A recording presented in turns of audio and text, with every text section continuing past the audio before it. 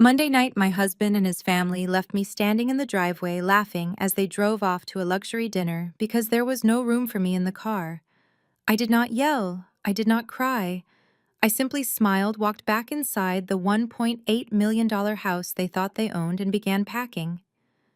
What they did not know was that I had secretly bought that house out of foreclosure 2 years ago. By the time they finished their steak dinners and came back home, their keys would no longer work, and their perfect privileged lives would be completely over. My name is Maya. I am 32 years old, and I am a forensic accountant. I spend my days tracking hidden assets, exposing corporate frauds, and dealing with numbers that never lie. Yet for 5 long years, I played the dutiful, quiet daughter-in-law to a family of financial parasites. Before I continue this story, let me know where you are watching from in the comments below. Hit the like button and subscribe if you have ever had to stand up to a toxic family who mistook your silence for weakness. Trust me, you are going to want to hear exactly how I cleared out my own space. It was a sweltering Monday afternoon in Atlanta, the day of my in-laws' 40th wedding anniversary. The humidity was heavy, but my mother-in-law Beatrice was sweating for an entirely different reason. She was frantically orchestrating the perfect family departure in the driveway. Beatrice is a senior board member at our local church. To her, perception is not just reality, it is a religion. She sat in the front pew every Sunday wearing custom designer hats, ensuring the pastor and the entire congregation saw her as the flawless matriarch of a wealthy, highly favored African-American family. Parked right in the center of the driveway of our sprawling brick estate was a brand new, gleaming black Cadillac Escalade. Beatrice was practically buzzing with nervous energy, directing everyone into the luxury SUV like an aggressive traffic cop. "Come on now!" Beatrice clapped her manicured hands together loudly. "We have reservations at the steakhouse, and Pastor Davis might be dining there tonight. I want us all walking in together. Chloe, sweetheart, you and Spencer take the middle row. Chloe is my 29-year-old sister-in-law. She is the undisputed golden child of the family. She has never held a job for more than 6 months, but always has a fresh set of acrylic nails and a new designer handbag financed by the bank of mom and dad." She slid into the leather seat, tossing her purse onto the floorboard with a dramatic, exhausted sigh. Right behind her was her husband, Spencer. Spencer is a white tech bro who constantly brags about his crypto investments. He treats everyone who works a regular 9-to-5 job like a peasant, completely ignoring the fact that his last 3 startups had mysteriously failed. He smirked at me as he climbed in, adjusting his expensive sunglasses on his nose. I stepped off the porch, adjusting the strap of my purse. I was bracing myself to endure another agonizing family dinner filled with passive-aggressive comments and fake prayers. I walked toward the passenger side, where Marcus, my husband of 5 years, was already sitting in the front seat. Marcus is a corporate sales manager with a flashy smile, but behind closed doors, he is a textbook mama boy. Whenever his mother crossed a line, he would suddenly go deaf, dumb, and blind. As I reached for the door handle to the 3rd row, Beatrice suddenly stepped right in front of me. She blocked the door with her body. Her signature fake, sweet church smile was plastered across her face. "Oh, Maya," she said, raising her voice just loud enough for the neighbor watering his lawn to hear. "The car is completely packed. We just do not have any room for you." I paused, looking past her shoulder. The Escalade was designed to seat 7 people comfortably. There were only 5 of them in the car. The entire 3rd row was practically empty, save for Beatrice's oversized church hat box and a couple of shopping bags. I pointed this out calmly, refusing to raise my voice. "Beatrice, the 3rd row is right there. There are 2 empty seats." Spencer leaned his head out the window, letting out a loud, condescending chuckle. "Come on, Maya. You know Chloe gets claustrophobic if people sit directly behind her. Plus, my crypto portfolio has been stressing me out all day, and I need the extra legroom to stretch out. Just take an Uber. It is not that deep." Chloe giggled from the back seat, leaning forward to look at me in the side mirror. "Yeah, Maya, do not ruin the anniversary vibe before we even get to the restaurant. You can just meet us there if you really want to come." I looked back at Beatrice. Her eyes were hard, dark, and triumphant. This was a power play pure and simple. She wanted to remind me of my place. She wanted to show me that no matter how much money I made or how much I contributed to this family, I was merely a guest in their grand delusional narrative. She wanted to prove that she controlled my husband and my life. I shifted my gaze to the front seat. I looked at Marcus, my husband, the man who stood at an altar and vowed to protect and cherish me. He was staring intensely at his phone, swiping aimlessly on his home screen, pretending he could not hear his family, openly humiliating his wife in the driveway. Marcus, I said, keeping my voice perfectly level. Are you going to say anything about this? Marcus let out a heavy, exaggerated sigh. He acted as if I was the one being completely unreasonable and ruining his peaceful afternoon. Maya, please, do not start your drama today. It is my parents' anniversary. Just be the bigger person and call an Uber. I will pay for it. He would pay for it. The sheer irony of that statement almost made me laugh out loud right there in the driveway. Marcus' credit cards were entirely maxed out. I was the one paying for his lifestyle. I was the one paying his car note. I was the one paying for all of it. The silence stretched between us.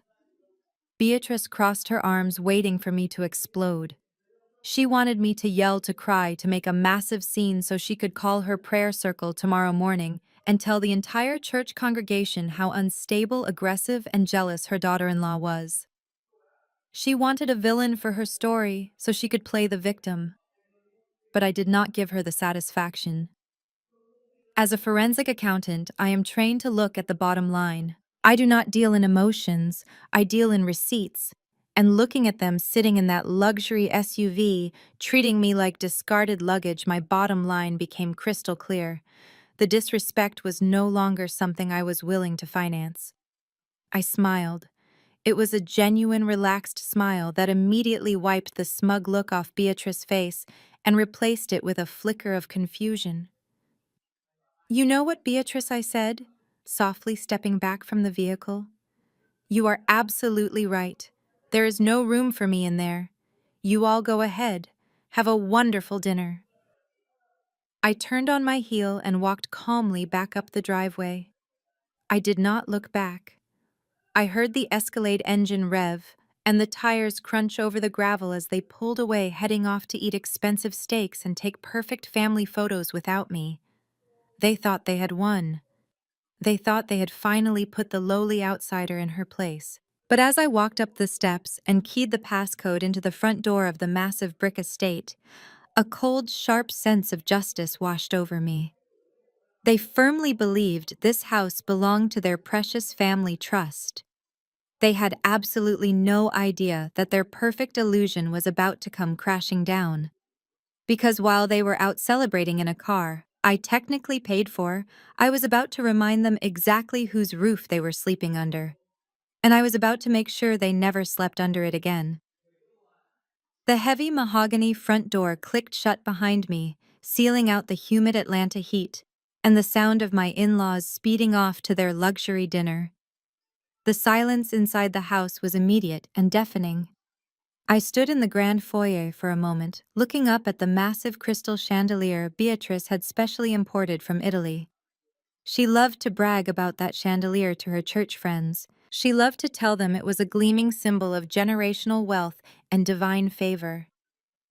What she did not know was that the electricity powering those sparkling lights was currently in my name, and the credit card her precious son used to buy it was currently sitting in collections. I did not run upstairs crying. I did not throw myself on the expensive Egyptian cotton bedsheets and wonder why I was not good enough for them. I walked with absolute purpose, my heels clicking rhythmically against the imported hardwood floors, echoing through the empty halls like a ticking clock.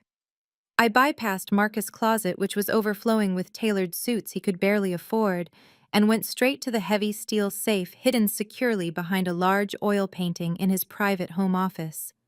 I spun the dial. Click. The heavy metal door swung open. Anyone else in my position, broken-hearted and discarded, might have reached for the velvet jewelry boxes sitting on the top shelf. There were two vintage Rolex watches, a diamond tennis bracelet Beatrice had handed down to Marcus for a future anniversary, and several expensive family heirlooms. I ignored all of it. Jewelry is just shiny metal. Real power is on paper. I reached past the velvet and pulled out a thick, heavy manila folder.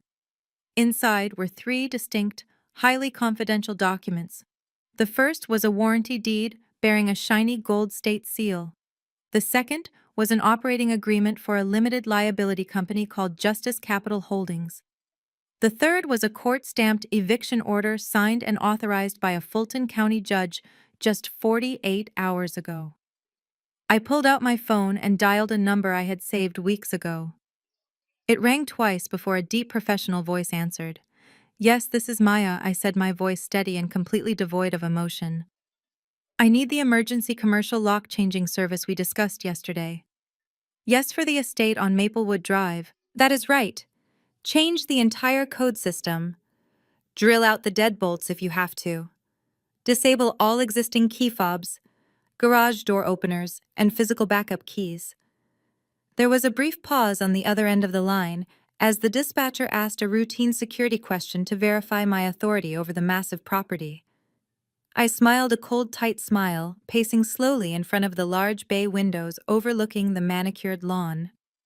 "I am the sole legal owner of the property," I confirmed, my tone leaving zero room for debate. "This house has belonged to my real estate company for 2 years now, not the family trust anymore. I have the deed and the foreclosure purchase receipts in my hand. Send your best crew right now. I will pay double your premium emergency rate if it is done within the next hour." I ended the call and tossed the phone onto the leather desk.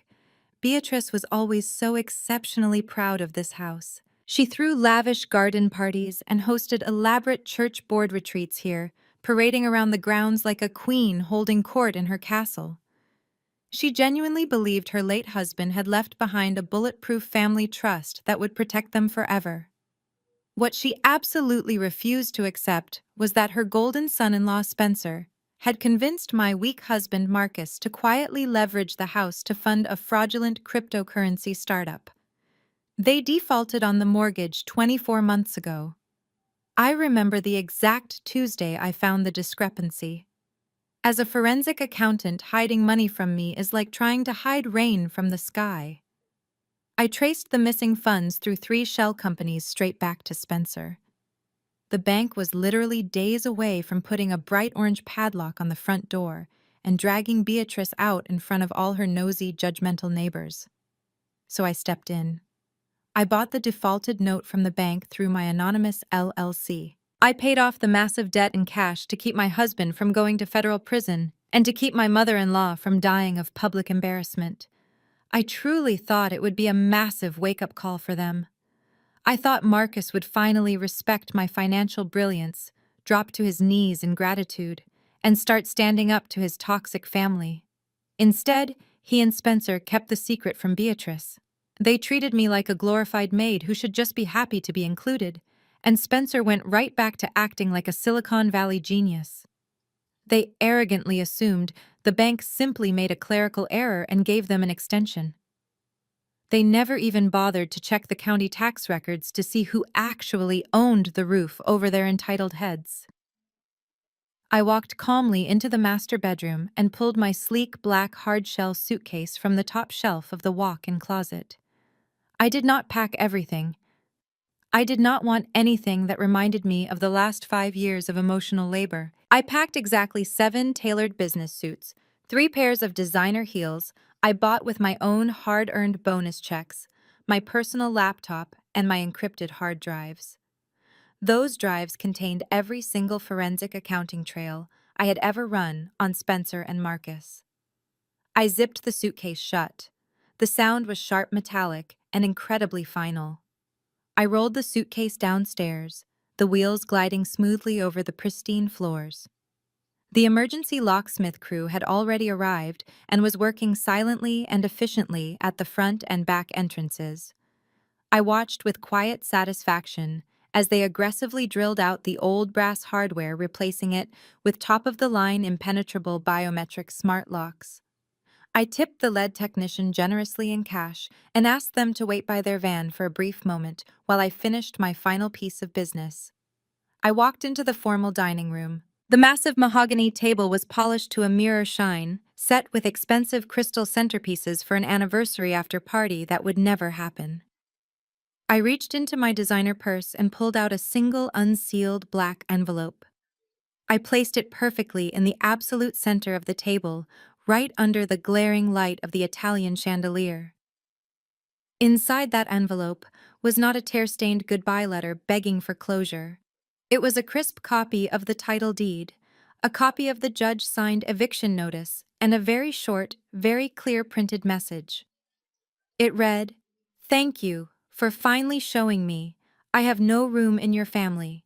You now have no room in my house. You have 24 hours to arrange for your belongings to be moved before they are legally considered abandoned property." I grabbed the handle of my suitcase and walked out the heavy front door, stepping out into the warm evening air. I stood on the brick porch for exactly 10 seconds, watching the locksmith activate the new system. A heavy mechanized steel bolt slid into place with a satisfying permanent thud. The digital keypad lit up bright green for a fraction of a second, then went completely dark. The door locked shut. I turned and walked toward my car, leaving their entire fake privileged world locked away behind me. They were officially locked out of their own delusion, and the timer on their perfect image had just run out. I checked into a corner suite at the Four Seasons in Midtown Atlanta. The room was immaculate, smelling of lavender and fresh linens. I poured myself a generous glass of Cabernet Sauvignon, kicked off my heels, and sank into the plush velvet sofa. I propped my tablet on the coffee table directly next to my wine glass and opened the Smart Home Security application. The live feed of the Maplewood estate filled the screen in crisp, high-definition color. Now all I had to do was wait. At exactly 11:30, the glaring headlights of the black Cadillac Escalade swept across the sprawling front lawn. The heavy luxury vehicle pulled into the driveway and shifted into park. The doors popped open, and the absolute serenity of the warm Georgia night was immediately shattered by their loud, obnoxious laughter. Beatrice stepped out first. She was clutching a massive, shiny shopping bag from Neiman Marcus. Chloe followed close behind, swinging a brand-new Gucci purse over her shoulder and holding a matching shopping bag. They had clearly decided to do a little luxury retail therapy after their expensive steak dinner. I watched them walk up the brick pathway, completely oblivious to the fact that the ground they were walking on no longer belonged to them. They were spending money they did not have, walking into a house they did not own, fueled by an arrogance that was about to expire. Marcus stepped up to the front porch first. He reached out and aggressively tapped the glass panel of the new smart lock. A harsh red light blinked twice. The system let out a sharp descending error tone. Marcus frowned. He tapped the numbers again, slower this time, pressing his thumb hard against the keypad. Red light. Error tone. "What is wrong with this stupid thing?" Marcus muttered, smacking the side of the lock with his palm. Beatrice sighed dramatically behind him, shifting her heavy shopping bags from one arm to the other. "Marcus! Honestly, you are taking forever," she complained, her voice echoing loudly in the quiet neighborhood. "My feet are swelling in these heels, and I need to put my new purchases away. Just use your physical key and open the door. I need to get out of this humidity before it ruins my silk blouse." Marcus dug into his tailored slacks and pulled out his shiny silver keychain. He stepped forward and tried to slide his brass key into the cylinder. He froze. He pulled the key back, squinted at the lock assembly under the bright porch light, and tried again. The key did not fit. It did not even slide in a fraction of an inch, because the entire locking mechanism was completely different. Spencer pushed his way to the front, letting out a loud, arrogant scoff. "Move over, Marcus. You probably had too many martinis at dinner to see straight." "Let me do it." Spencer pulled out his own set of keys and jammed his key against the metal plate. Nothing happened. The lock did not yield. He tried to force it, twisting his wrist, but the heavy smart lock remained impenetrable. The realization slowly began to wash over the five of them as they stood huddled on the porch. The hardware was brand new. The digital keypad was a completely different brand. The massive brick house was completely sealed shut. My cell phone lit up on the coffee table. The caller identification displayed Marcus in large white letters. I did not answer immediately. I let it ring. Once, twice, 3 times. I took a slow, deliberate sip of my Cabernet, savoring the rich flavor of the wine before I finally swiped the green button to accept the call. I put it on speakerphone, leaning back into the sofa and letting his frantic voice echo through my quiet, peaceful hotel room. Maya. What the hell is going on? Marcus demanded. His voice was laced with panic, but he was still trying to sound like the man in charge. Did you mess with the security system before you left? The code is not working and our keys do not fit the door. We are locked out. Tell me how to reset this thing right now.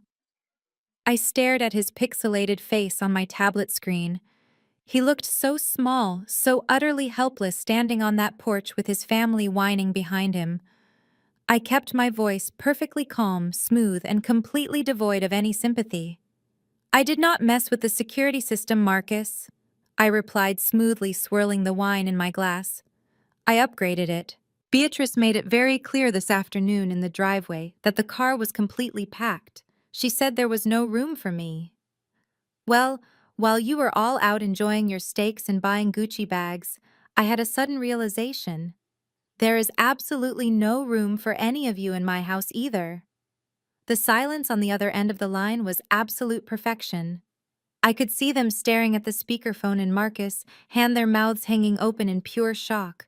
For a few seconds, the only sound was the chirp of the crickets in the front yard. Then the shock melted into pure, unadulterated rage.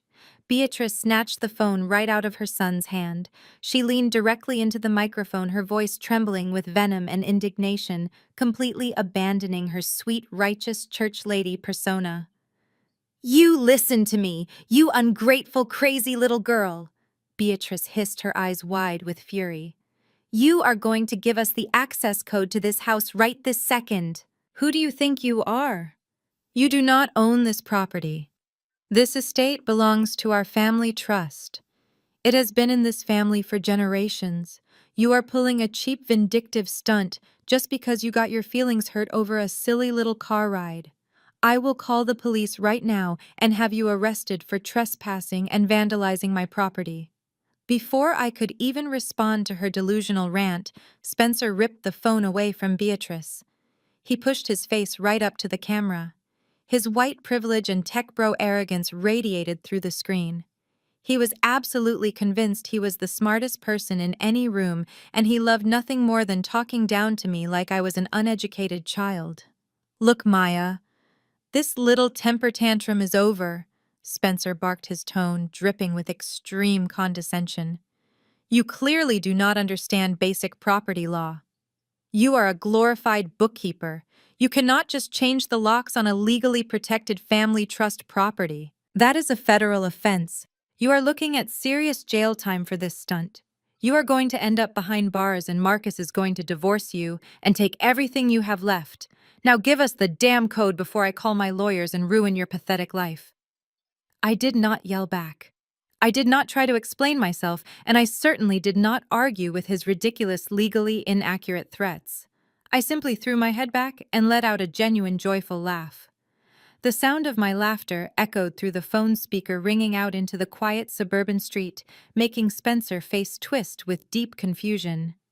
You do not need to call your lawyers, Spencer, I said, my voice dropping to a dangerous, icy whisper that wiped the smirk right off his face. But you might want to call a moving truck. Go ahead and open the black waterproof mailbox attached to the brick wall right next to the front door. I left a little reading material for you all. Tell me if you still think I am the one going to jail. I watched the live feed on my tablet as Spencer marched aggressively toward the brick column next to the front door. He yanked open the lid of the black waterproof mailbox. His movements were sharp and full of righteous indignation. He reached inside and pulled out the thick manila envelope I had left for them. He ripped the envelope open, pulling out the stack of crisp, legal documents. I tapped the screen of my tablet, zooming the camera feed right in on his face. The high-definition lens captured every single micro-expression. I watched the exact second his arrogant tech bro facade completely shattered. His eyes darted back and forth across the top page. The color drained entirely from his face, leaving his skin a sickly pale shade of white. His jaw went slack. The smug smirk he always wore was replaced by pure, unadulterated panic. His hands actually started to shake. "What does it say?"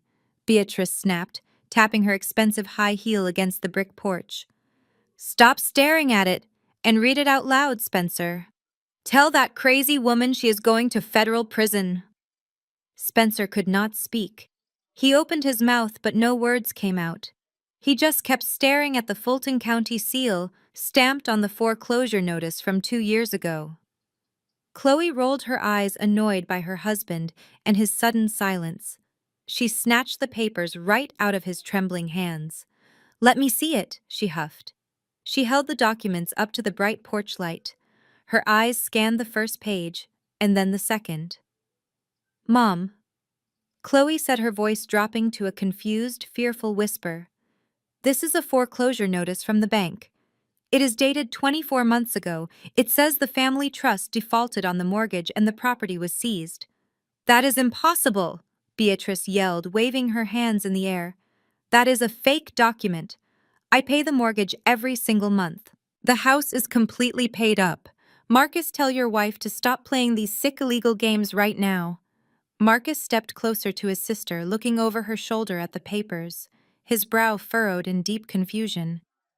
"Wait a minute," he said slowly, looking from the papers to his mother. "Mom, you told me the house was totally paid off. You said Dad left enough in the trust to cover the property taxes and the mortgage for the next 50 years.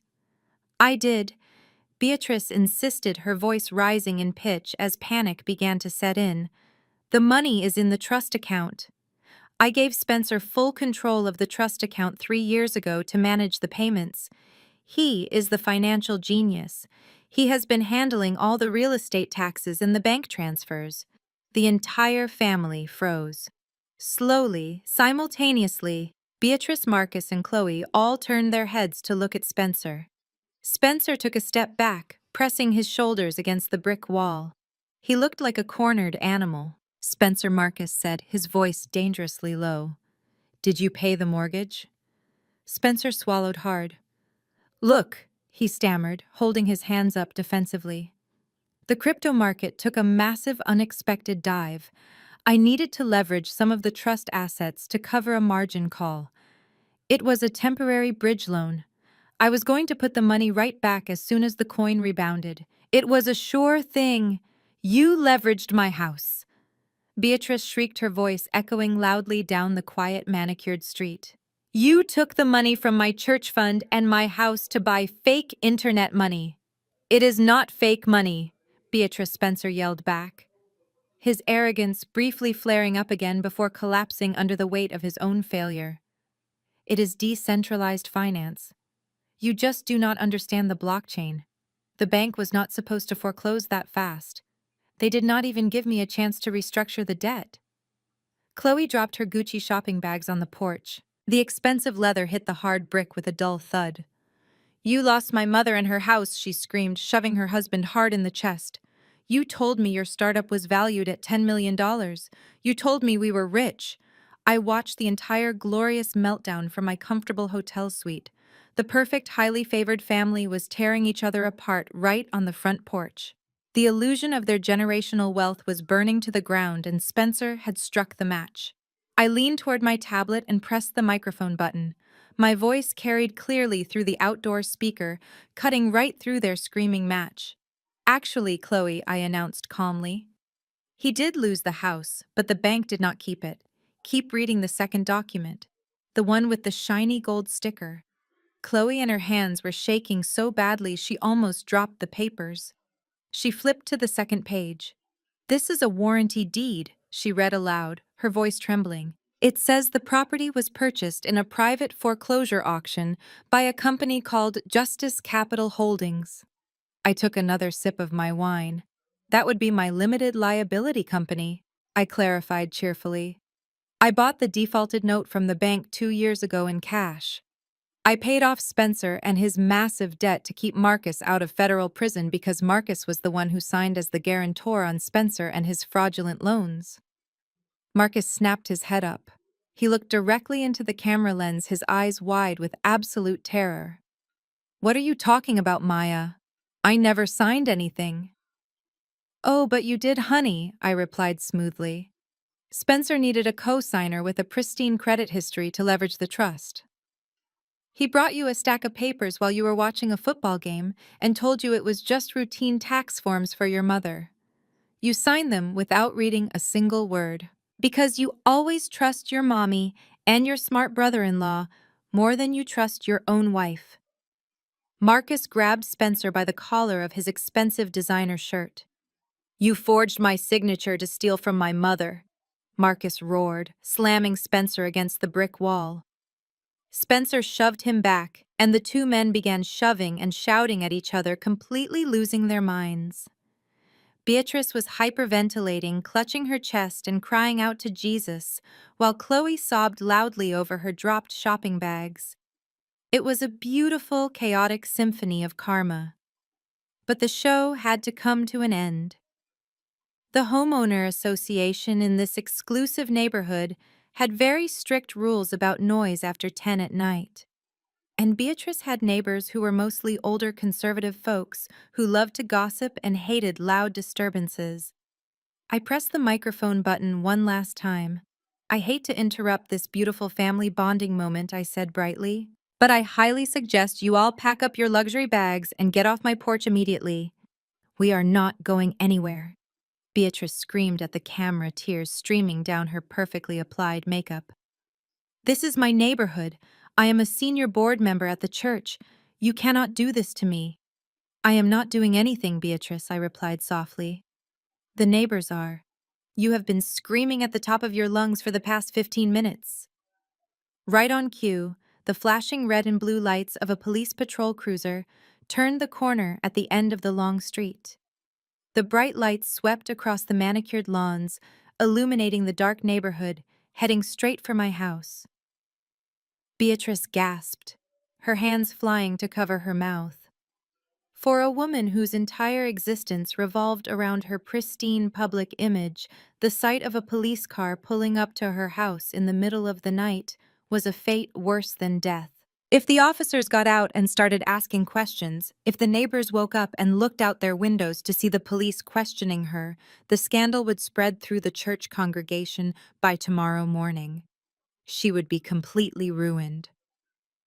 The police? Chloe panicked, grabbing her expensive bags from the ground. Mom, we cannot be seen out here like this. They will arrest Spencer for fraud. They will arrest us for trespassing. Get in the car. Beatrice hissed, her survival instinct finally overriding her shock. She grabbed Marcus by the arm and shoved him toward the driveway. Everyone get in the car right now! The mighty privileged family scrambled off my porch like frightened rats fleeing a sinking ship. Spencer practically sprinted to the Cadillac, terrified of facing the police. Marcus stumbled after him, looking back at the camera one last time with a look of pure defeat. They piled into the luxury SUV, slamming the doors shut, just as the police cruiser began to slow down in front of the driveway. The Cadillac engine roared to life. Marcus threw the car into reverse tires, screeching against the asphalt as he backed out recklessly, barely avoiding the patrol car. They sped off into the dark night, leaving their million-dollar home behind. They had absolutely nowhere to go, no beds to sleep in, and no secrets left to hide behind. The driveway was empty. The porch was quiet again. I smiled, locked my tablet screen, and finished my glass of wine. Tuesday morning arrived with bright, unfiltered sunlight pouring through the floor-to-ceiling windows of my downtown Atlanta corporate office. I sat behind my sleek glass desk, dressed in a sharp navy blazer, sipping my morning coffee. My dual monitors were already glowing with spreadsheets and financial reports. I was completely in my element.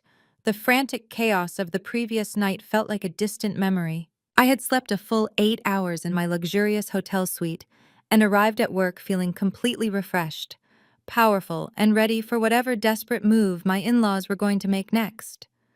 I did not have to wait long. At exactly 9:15, my cell phone vibrated on the glass desk. The screen lit up with an incoming FaceTime call from Beatrice. I took a slow, deliberate breath, tapped the green accept button, and propped the phone up against my coffee mug. The high-definition camera revealed a scene that was almost too pathetic to believe. Beatrice was sitting on the edge of a bed in what looked like a cheap, run-down motel room. The ugly floral wallpaper behind her was peeling at the corners, a stark contrast to the Italian chandeliers and expensive brick walls she was used to. Despite the dismal surroundings, Beatrice had desperately tried to maintain her righteous image. She was wearing her Sunday pearls, and her hair was perfectly pinned into place, but she was not alone, not. Sitting right next to her on the cheap motel bed, looking incredibly grave and deeply disappointed, was Pastor Davis. Pastor Davis was the head of the largest congregation in our neighborhood. He was a man who commanded immense respect, known for his booming sermons and his zero-tolerance policy for family discord. Beatrice had clearly run to him the second the sun came up, spinning a massive web of lies to paint herself as the innocent, persecuted matriarch and me as the unhinged, rebellious daughter-in-law. Maya, Pastor Davis began, his voice dropping into that deep, slow, pastoral cadence he used when delivering a serious sermon. I am sitting here with your mother-in-law. She is in terrible distress. She called me at the crack of dawn, weeping in the parking lot of a budget motel. Beatrice immediately dabbed at the corners of her dry eyes with a tissue, letting out a loud, theatrical sniffle. I just do not understand what has gotten into her. Pastor. Beatrice wailed softly, leaning toward the camera. She just snapped. We went to a beautiful family dinner, and she had some sort of mental breakdown. She locked us out of our own home.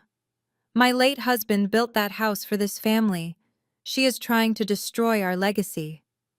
Pastor Davis nodded sympathetically, placing a comforting hand on Beatrice's shoulder before looking sternly into the camera at me.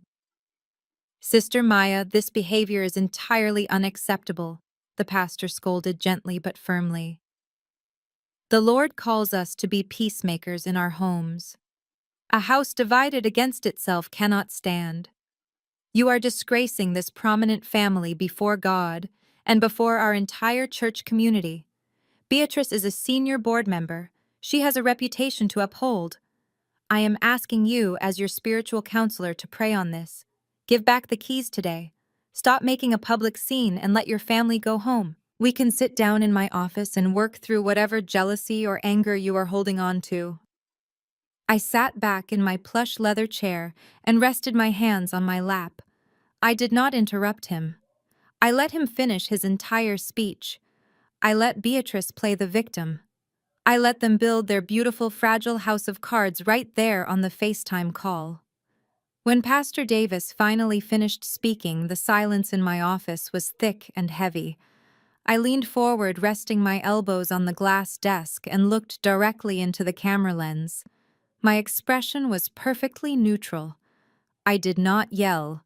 I did not defend my character. I did not try to explain the complex history of their emotional abuse. Pastor Davis, I said smoothly, my voice calm and razor-sharp. Has Beatrice told you what I do for a living? The pastor blinked clearly, caught off guard by the question. He looked sideways at Beatrice, who suddenly stopped her fake crying and swallowed hard. Well, the pastor hesitated. I know you work in finance, Sister Maya. I am a forensic accountant. Pastor, I clarified slowly, making sure every single syllable landed with absolute precision. My entire job is to track money that people try to hide. I find the lies buried in the numbers. Now God teaches us not to steal.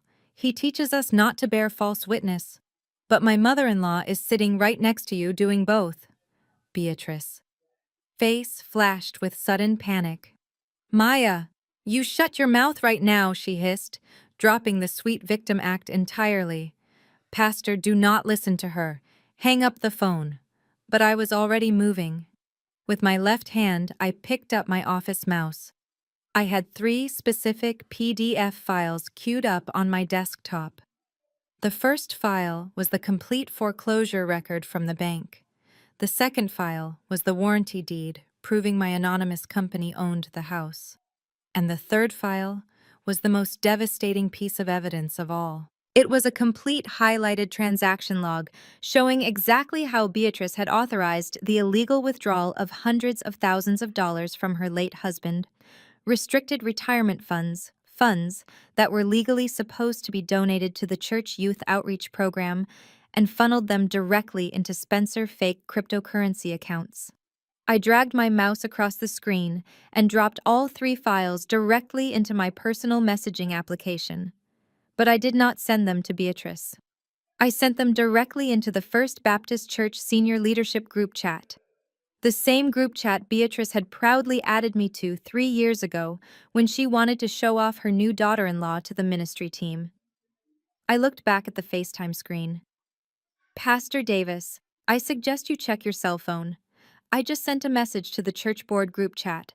It contains 5 years of property tax receipts paid by me, not the family trust. It also contains the bank statements showing exactly where the church outreach funds actually went. My mother-in-law stole that retirement money and gave it to her white tech bro son-in-law so he could play pretend on the internet. The loud, unmistakable chime of a new text message notification rang out from Pastor Davis' suit pocket. Beatrice lunged for his jacket, her manicured claws totally exposed. "Do not look at that pastor!" she shrieked, her voice cracking with sheer terror. "It is forged. She makes things up on her computer. She is a liar." Pastor Davis pulled away from her, his expression shifting from pastoral concern to deep suspicion. He pulled his cell phone from his pocket and tapped the screen. I watched his eyes through the camera as he opened the group chat. I watched him open the first document. I watched him swipe to the second. The transformation was absolute. The healthy color completely drained from Pastor Davis' face, leaving him looking like he had just seen a ghost. His eyes widened in horror as he looked at the bank transfer logs. He saw the exact account numbers. He saw the dates. He saw the thousands of dollars meant for the community being wired into a digital wallet owned by Spencer. Sister Beatrice, the pastor, whispered, his voice shaking with a mixture of shock and profound disgust. He slowly turned his head to look at her. "The outreach funds. The children's summer camp money.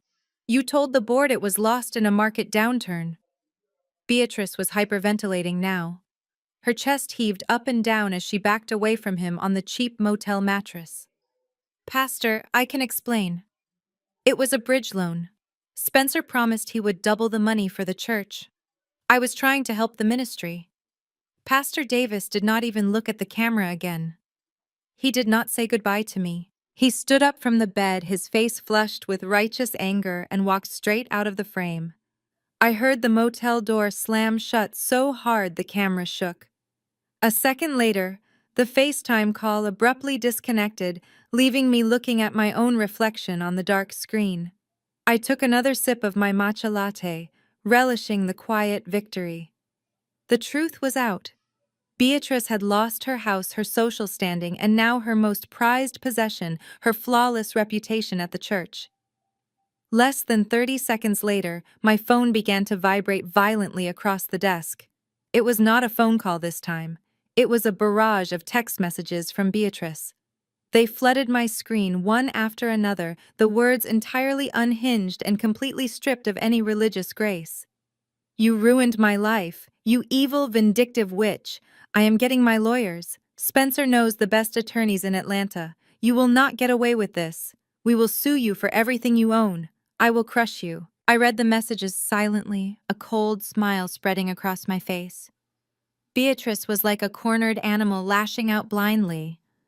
She honestly believed that Spencer and his imaginary team of high-powered lawyers could somehow intimidate a forensic accountant who had spent the last 2 years legally bulletproofing her own assets.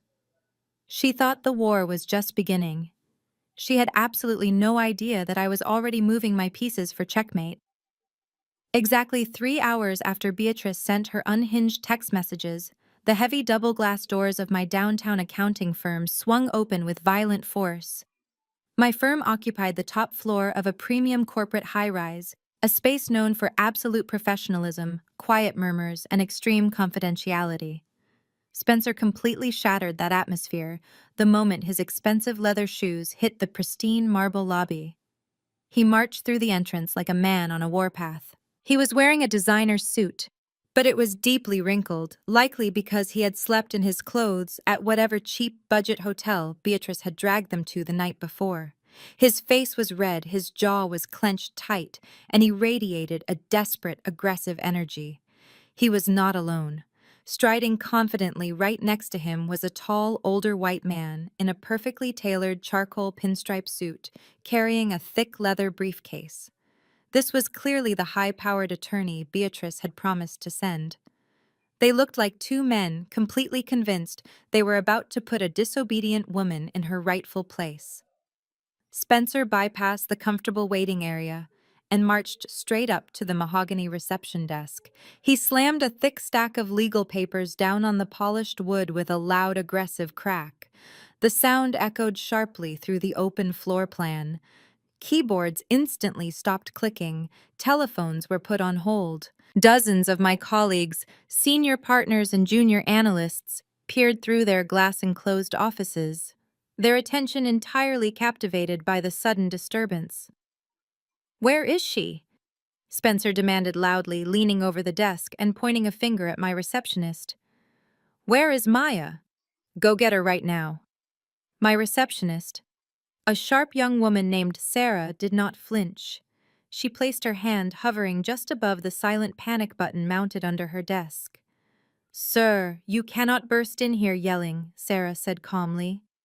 "Do you have an appointment?" "I do not need an appointment to talk to my own sister-in-law," Spencer barked, turning around to make sure he had an audience. He wanted a public spectacle. He had lost his pride on my front porch the night before, and now he was trying to reclaim his bruised ego by humiliating me in front of the people I worked with every single day. I did not hide in my office. I did not cower behind my desk. I stood up, smoothed out my navy blazer, and walked out of my glass office with absolute calm. The rhythmic click of my heels against the marble floor drew his attention. "You do not have to yell, Spencer," I said, my voice steady and completely unbothered, as I approached the reception area. "I am right here.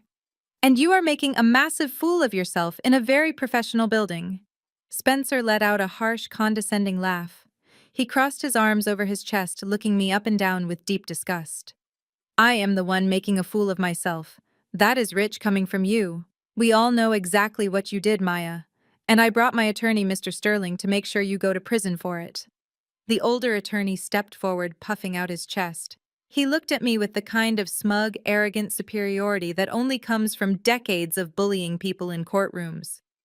"Miss Maya," Mr. Sterling began, his voice dripping with patronizing authority, "my client has retained my services to file an immediate injunction against you for corporate espionage, grand larceny, and the illegal seizure of family trust assets."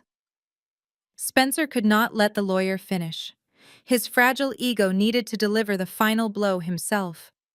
He stepped closer, raising his voice so every single colleague in the lobby could hear him clearly. "You think we are stupid, Maya?"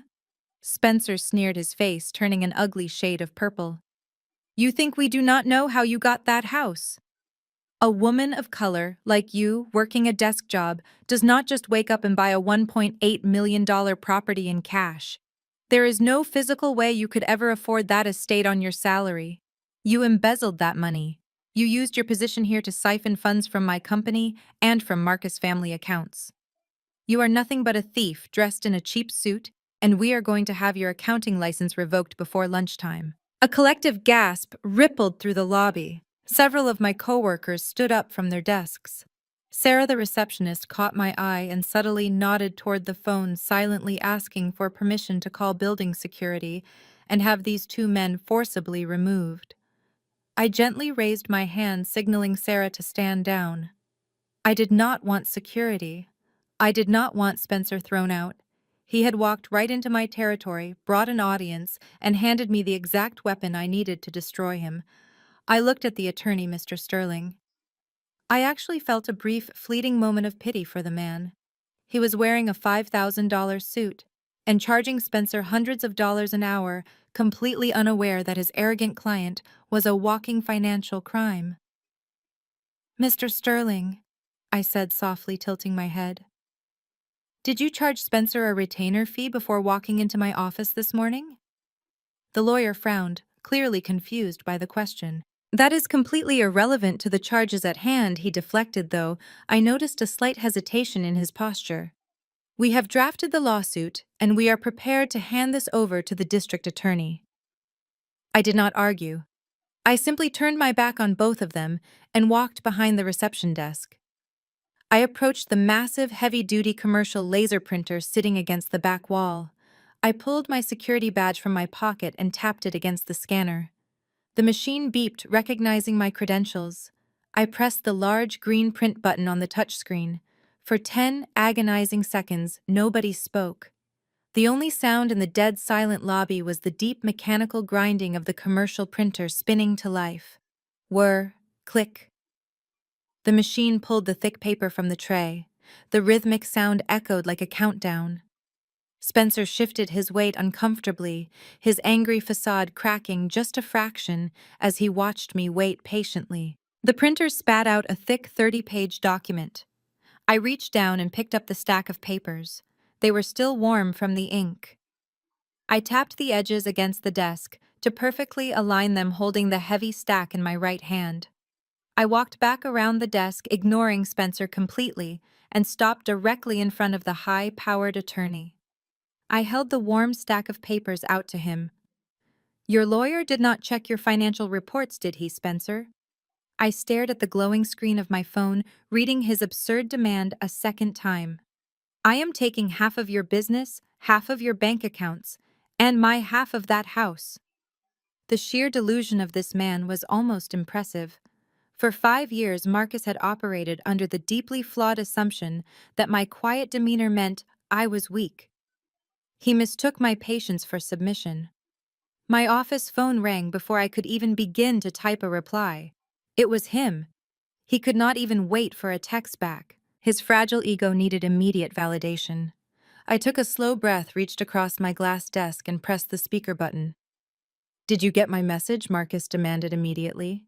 His voice was unnecessarily loud, practically barking through the high-quality speaker on my desk. He was trying his hardest to sound like the dominant, authoritative head of the household, a role he had never actually earned or funded. I read it, Marcus, I replied smoothly, leaning back in my plush leather chair. Half of my assets. That is a very bold legal claim for a man whose personal credit score is currently lower than his bowling average. Marcus scoffed loudly. It is not a claim, Maya, it is the law. We are legally married. Georgia is an equitable distribution state. Whatever you bought while we were married belongs to both of us. You used marital funds to buy that house. You cannot just lock me out of my own property. I will take you to court, and the judge will force you to sell it and split the equity with me. I listened to him ramble, feeling a wave of absolute disgust wash over me. He was repeating legal terms he had probably just quickly searched on the internet, desperately trying to sound intimidating. But then his tone suddenly shifted. The aggressive barking faded, replaced by the manipulative, smooth-talking salesman voice he always used when he wanted something. Look, Maya, it really does not have to be this ugly, Marcus said, lowering his voice to sound gentle and reasonable. You are just angry right now. I get it. My mom can be a lot to handle sometimes, and Spencer is a jerk. But we are a family. We are supposed to stick together. If you just apologize to my mother for embarrassing her at the church, give us the new access codes to the house, and drop this whole ridiculous vendetta against Spencer, I am willing to forgive you. We can go to couples counseling. I still love you, Maya. Let us just go home and fix this. He actually thought he was holding the winning cards. He genuinely believed he was offering me a generous compromise.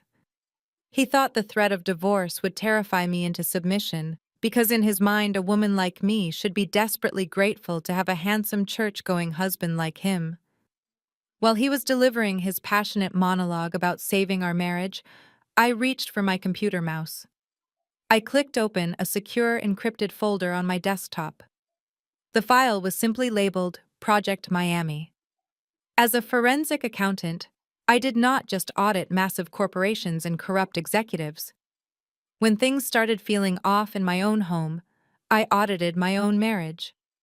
6 months ago, I noticed a very slight discrepancy in a joint credit card statement. It was a charge for a luxury boutique hotel in South Beach, Florida. Marcus had explicitly told me he was attending a mandatory regional sales conference in Chicago that weekend. I clicked through the high-definition PDF receipts on my monitor. There was a $2,000 charge for a Chanel handbag, a $400 dinner at an exclusive waterfront steakhouse, couples massages at a premium day spa. The name on the spa reservation was not Maya. It was a 23-year-old receptionist from his corporate office named Brittany. Marcus had been funding his secret romantic getaways, buying designer gifts, and paying for luxury dinners, using a credit card that I quietly paid off at the end of every single month. He was using my hard-earned salary to finance his infidelity. In the legal world, this is a concept known as the dissipation of marital assets. It means he was actively stealing from our marital estate to fund his affair. And family court judges absolutely despise it. I had spent the last 6 months quietly compiling every single receipt, every flight log, and every deleted text message. I had hired a private investigator who provided me with crystal-clear photographs of Marcus and Brittany holding hands on the beach. I had a mountain of pristine, irrefutable evidence sitting right in front of me. "Are you even listening to me, Maya?" Marcus snapped through the speaker, growing highly frustrated by my continued silence. "I am trying to throw you a lifeline here. I am trying to save our marriage. Do not make me call my lawyer. I am listening to every single word. Marcus," I said, my voice completely devoid of any anger or emotion. "You want half. I am legally entitled to it," he insisted stubbornly. "You cannot just discard me. I am your husband."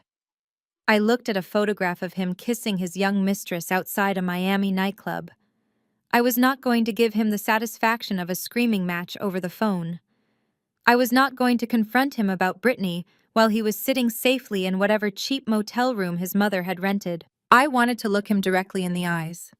I wanted to see his entire entitled world collapse in real time. "You know what, Marcus," I said, allowing a trace of forced defeat to enter my voice. "You are right. We are legally married, and we need to settle this properly like adults. I am not going to fight you over the phone anymore."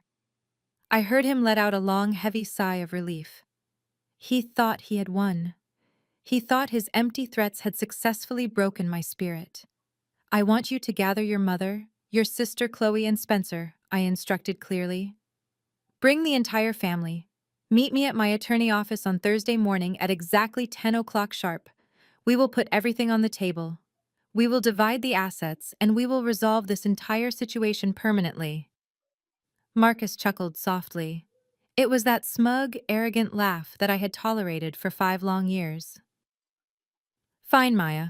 Thursday at 10. Have the house keys and the security codes ready. I am glad you are finally acting rationally. We will see you then." He hung up the phone. The line went dead with a sharp click. I ended the call on my end and sat back in my chair, staring at the Project Miami folder on my screen. Marcus thought he was coming to a surrender ceremony. He thought I was bringing the keys to his kingdom. He had absolutely no idea he was walking straight into a legal slaughterhouse. I stared at the glowing screen of my cell phone, reading Marcus and his absurd demand a second time. "We need to talk. I am taking half of your assets." The sheer audacity of his message hung in the quiet air of my office. For 5 long years, Marcus had operated under the deeply flawed assumption that my quiet demeanor meant I was weak. He mistook my patience for submission, and my financial support for endless devotion. He honestly believed that because he wore the title of husband, he automatically held the keys to my kingdom. My phone vibrated again in my hand. He was typing rapidly, sending a relentless barrage of text messages that perfectly illustrated his fragile, panic-stricken ego. You cannot just lock a man out of his own house.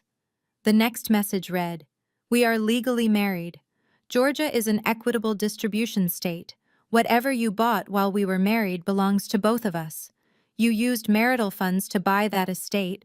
My lawyer says I am entitled to exactly 50% of everything you own, half of your accounting firm, half of your bank accounts, half of the house."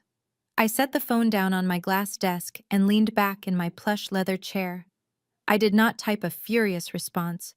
I did not panic. I simply let out a low, cold laugh. Marcus was repeating legal terms he had likely just searched on the internet while sitting in the parking lot of that cheap budget motel. He was desperately trying to sound intimidating, puffing his chest out through a digital screen, because he was entirely too cowardly to face me in person. Then his strategy suddenly shifted. When threats of a massive legal battle were met with total silence on my end, he pivoted to the exact manipulative tactic he had used our entire marriage. The phone buzzed again, but this time it was a voice note. I pressed play, letting his smooth, practiced salesman voice fill my quiet office. "Look, Maya," he began, lowering his pitch to sound gentle, reasonable, and deeply wounded. "It really does not have to be this ugly. You are just angry right now and you are acting completely out of character. I get it. My mom can be a lot to handle sometimes, and Spencer is a total jerk. But we are a family. We are supposed to stick together through thick and thin. That is what we promised before God. If you just apologize to my mother for embarrassing her in front of the pastor, give us the new access codes to the house, and drop this whole ridiculous vendetta against my sister and her husband, I am willing to forgive you. We can go to couples counseling. I still love you, Maya. You are my wife. Let us just go home and fix this." He actually thought he was holding the winning cards. He genuinely believed he was offering me a generous and benevolent compromise. He thought the threat of a messy divorce would terrify me into submission, because in his mind a woman like me should be desperately grateful to have a handsome, socially prominent church-going husband like him. He expected me to fold. While his voice note finished playing, I reached for my computer mouse. I closed the spreadsheets related to Spencer and his fraudulent crypto investments. I did not need them anymore. Instead, I clicked open a secure double-encrypted folder sitting perfectly centered on my desktop monitor. The file was simply labeled Miami Project. As a forensic financial investigator, I do not just audit massive corporations' corrupt executives and fraudulent business partners. When the numbers started feeling slightly off in my own home, I audited my own marriage. It started exactly 8 months ago. I noticed a very slight discrepancy in a joint credit card statement. Marcus had claimed he lost a receipt for a client dinner, but the total charge was for $240 at an oceanfront seafood restaurant in South Beach, Florida. Marcus had explicitly told me he was attending a mandatory regional sales conference in Chicago that weekend. Most wives might have asked their husbands about the charge and accepted whatever smooth lie he served them. I did not ask. I simply went to work. I clicked through the high-definition PDF receipts on my monitor. The money trail he left behind was so incredibly sloppy it was almost insulting to my intelligence. I traced the restaurant charge back to a secondary checking account he had opened at a completely different bank. He funded that secret account by slowly siphoning cash from our joint savings, taking out a few $100s at a time under the guise of golf trips and gym memberships. I scrolled down to the next document in the file. It was a receipt for a $4,000 Chanel handbag. Below that was a confirmation email for an oceanfront luxury suite at a 5-star resort in Miami. Below that was a digital invoice for couples massages at a premium day spa. The name on the spa reservation was not Maya. It was a 23-year-old aspiring social media influencer named Jasmine. Jasmine was a bottle service waitress at a high-end lounge downtown. Marcus had met her while pretending to be a wealthy real estate investor. For the last 8 months, My weak, pathetic husband had been funding his secret romantic getaways, buying designer gifts, and literally paying a portion of Jasmine downtown apartment rent using a credit card that I quietly paid off at the end of every single month. He was using my hard-earned salary to finance his infidelity. He was taking the money I made from working 60-hour weeks and spending it on a girl who was barely out of college. In the legal world, this is a concept known as the dissipation of marital assets. It means one spouse is actively and intentionally stealing from the marital estate to fund an affair. Family court judges absolutely despise it.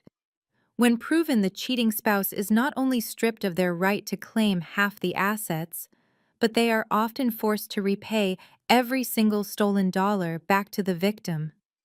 I had spent the last 8 months quietly compiling every single receipt, every flight log, every bank transfer, and every deleted text message.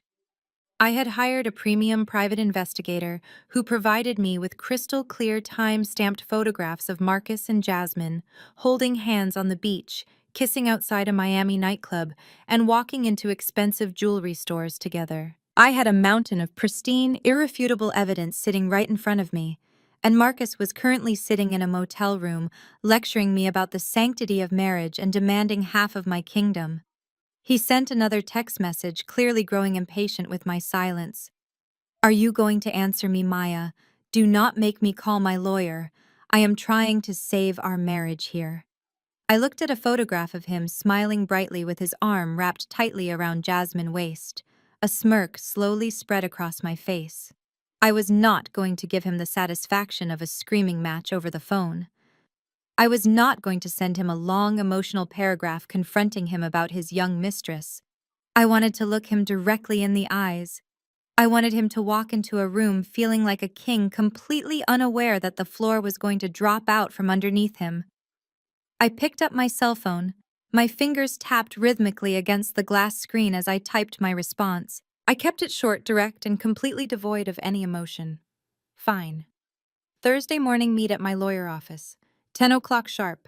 Bring your entire family. Let us settle this once and for all. I hit send. The delivery receipt appeared instantly. A few seconds later, 3 gray typing bubbles popped up on the screen. Marcus was eager. He replied almost immediately. "I am glad you are finally acting rationally, Maya. Have the house keys and the security codes ready. We will see you Thursday." I locked my phone and set it face down on the desk. Marcus thought he had won. He thought I was throwing in the towel.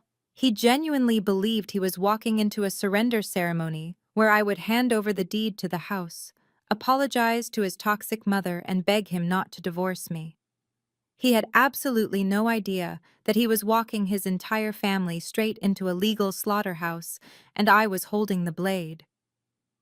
Wednesday night descended over Atlanta with a sticky, oppressive heat. I was lying in my king-sized hotel bed, reviewing the final printed copies of the divorce and fraud dossiers my legal team had prepared for the morning.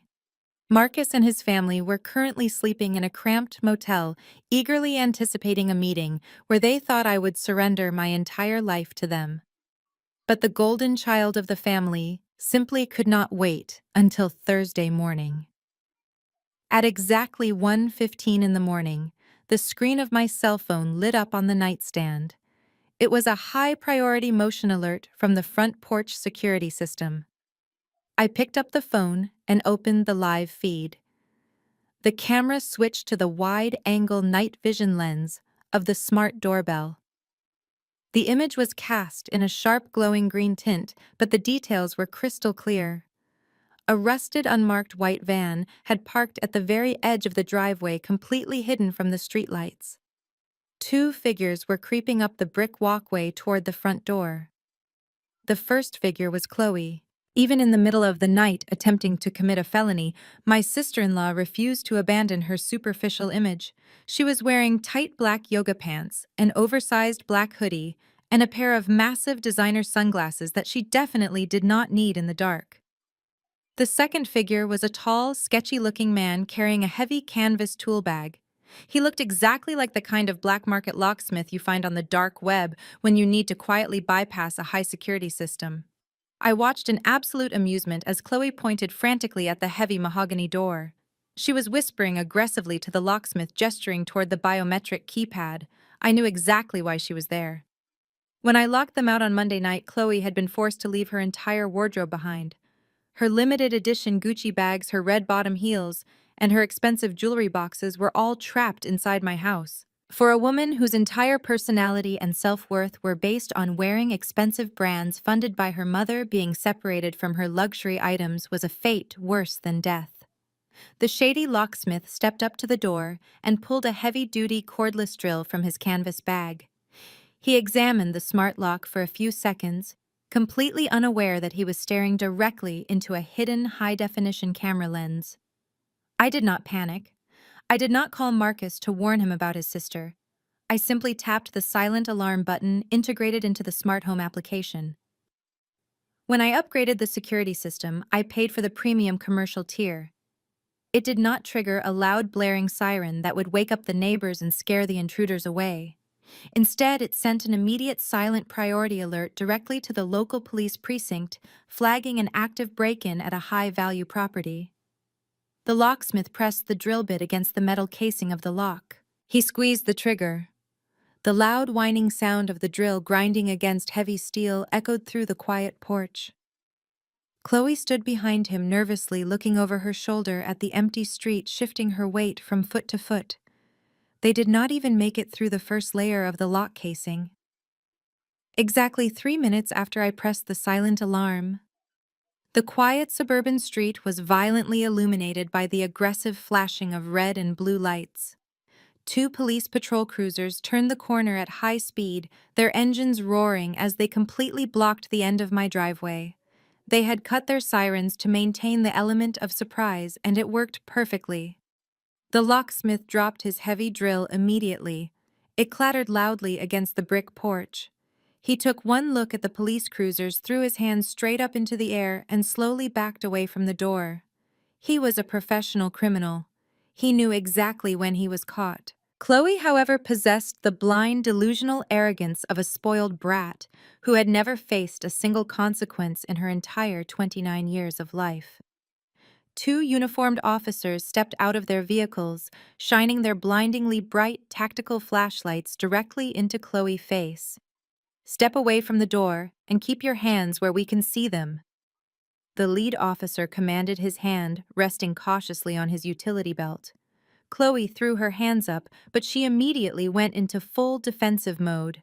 Her voice was shrill and dripping with absolute entitlement. "Turn those lights off!" she shrieked, squinting behind her designer sunglasses. "Do you have any idea who I am?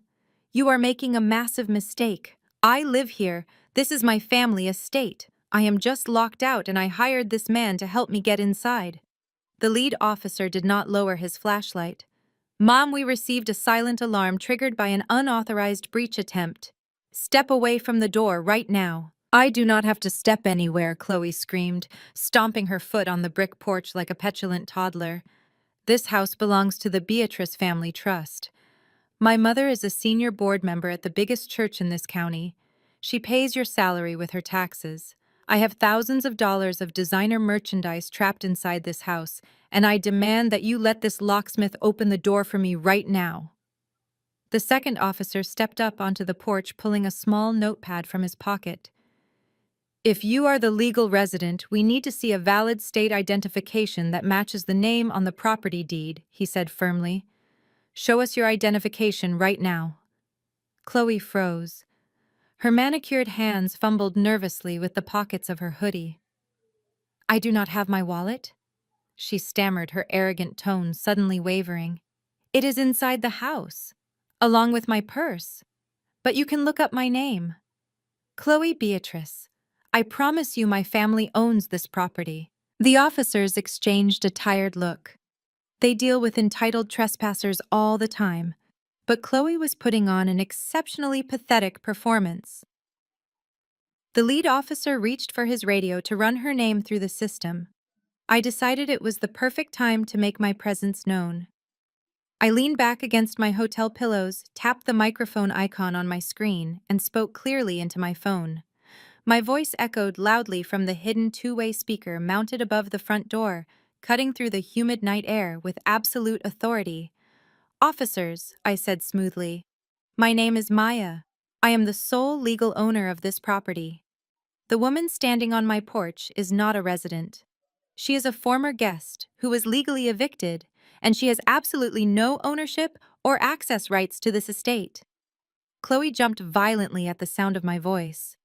She stared wildly at the doorbell camera, her face twisting in pure hatred. "Maya," she screamed, lunging toward the camera before the second officer grabbed her arm and pulled her back.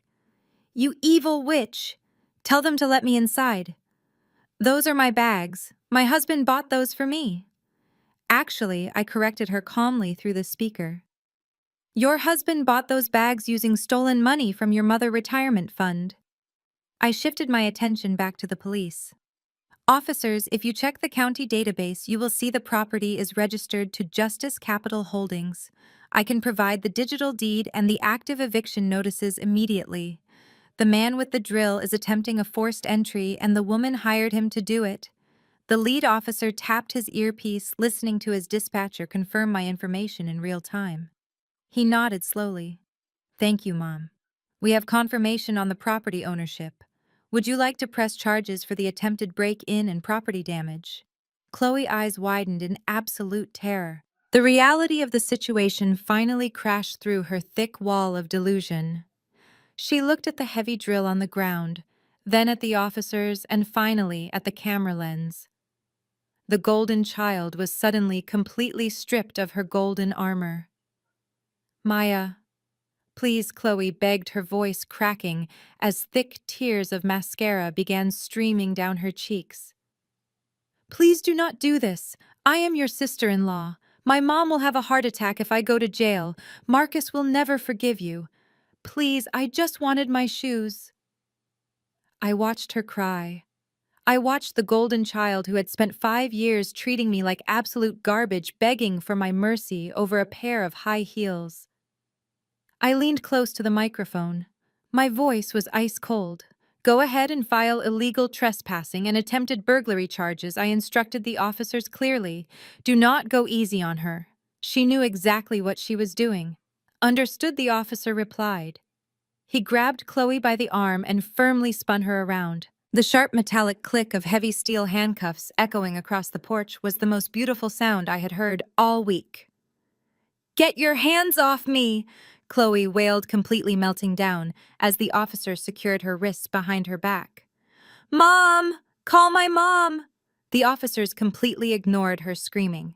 They marched her down the brick walkway, her designer sunglasses falling off her face and clattering onto the driveway. The shady locksmith was already in cuffs, sitting quietly on the curb. They shoved Chloe into the back of the patrol car and slammed the heavy door shut, cutting off her hysterical cries. I watched the red and blue lights slowly pull away from my property, disappearing into the dark Atlanta night. Chloe would be spending the night in a cold concrete holding cell, wearing her expensive yoga pants, completely unreachable until morning. The favorite child had fallen, and there was exactly one piece left on the board to destroy. Thursday morning broke with a heavy thunderstorm that washed the Atlanta streets clean. The dark clouds and pouring rain outside stood in stark contrast to the brilliant, sterile environment of my legal counsel's high-rise office. I arrived exactly 30 minutes early. I was dressed for a funeral, wearing a pristine, sharply tailored black suit with a silk emerald green blouse.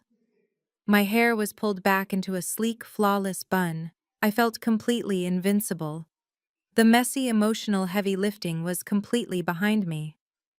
Today was strictly about execution. I walked into the premier executive conference room and took my seat. The room was enclosed entirely in floor-to-ceiling soundproof glass, offering a panoramic, gloomy view of the downtown skyline. The lighting overhead was bright, cold, and incredibly clinical, leaving absolutely no shadows to hide in. The massive obsidian conference table stretched out before me, polished to a mirror shine. I instructed my legal team to wait in the adjoining office. I did not need them to hold my hand for this. I sat entirely alone at the head of the table, sitting perfectly straight, waiting like a queen ready to cast her final judgments on a board of defeated pawns. Punctuality is the ultimate sign of respect in the corporate world. Therefore, it was absolutely no surprise when the Beatrice family arrived 15 minutes late. Beatrice had likely orchestrated the delay on purpose, a pathetic final attempt to assert some imaginary dominance over the meeting. Through the soundproof glass walls, I watched Sarah, the firm's elegant receptionist, lead them down the long corridor. The sight of them was almost too glorious to process. The pristine, highly favored family of Monday afternoon had been completely destroyed by Thursday morning. Marcus walked into the room first. He was wearing the same charcoal suit he had worn to work on Tuesday, but it was deeply wrinkled and smelled faintly of cheap motel soap and stale coffee. He tugged at his collar, jutting his chin out and puffing up his chest. He was desperately trying to project the confident aura of a wealthy corporate manager, but the dark, heavy bags under his eyes betrayed his absolute exhaustion. Beatrice followed right behind him. She was clutching her oversized designer purse like a shield. She was wearing her Sunday church dress, but the fabric looked tired, and her signature pearls seemed to weigh heavily around her neck. She looked around the expensive, intimidating law office with a mixture of deep anxiety and fake disdain.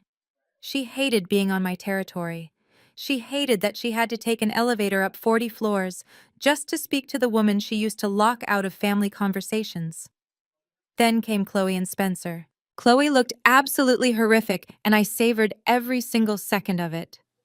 Her overnight stay in the Fulton County holding cell had completely stripped away her golden child armor. She was still wearing the same black yoga pants and oversized hoodie from her failed midnight burglary.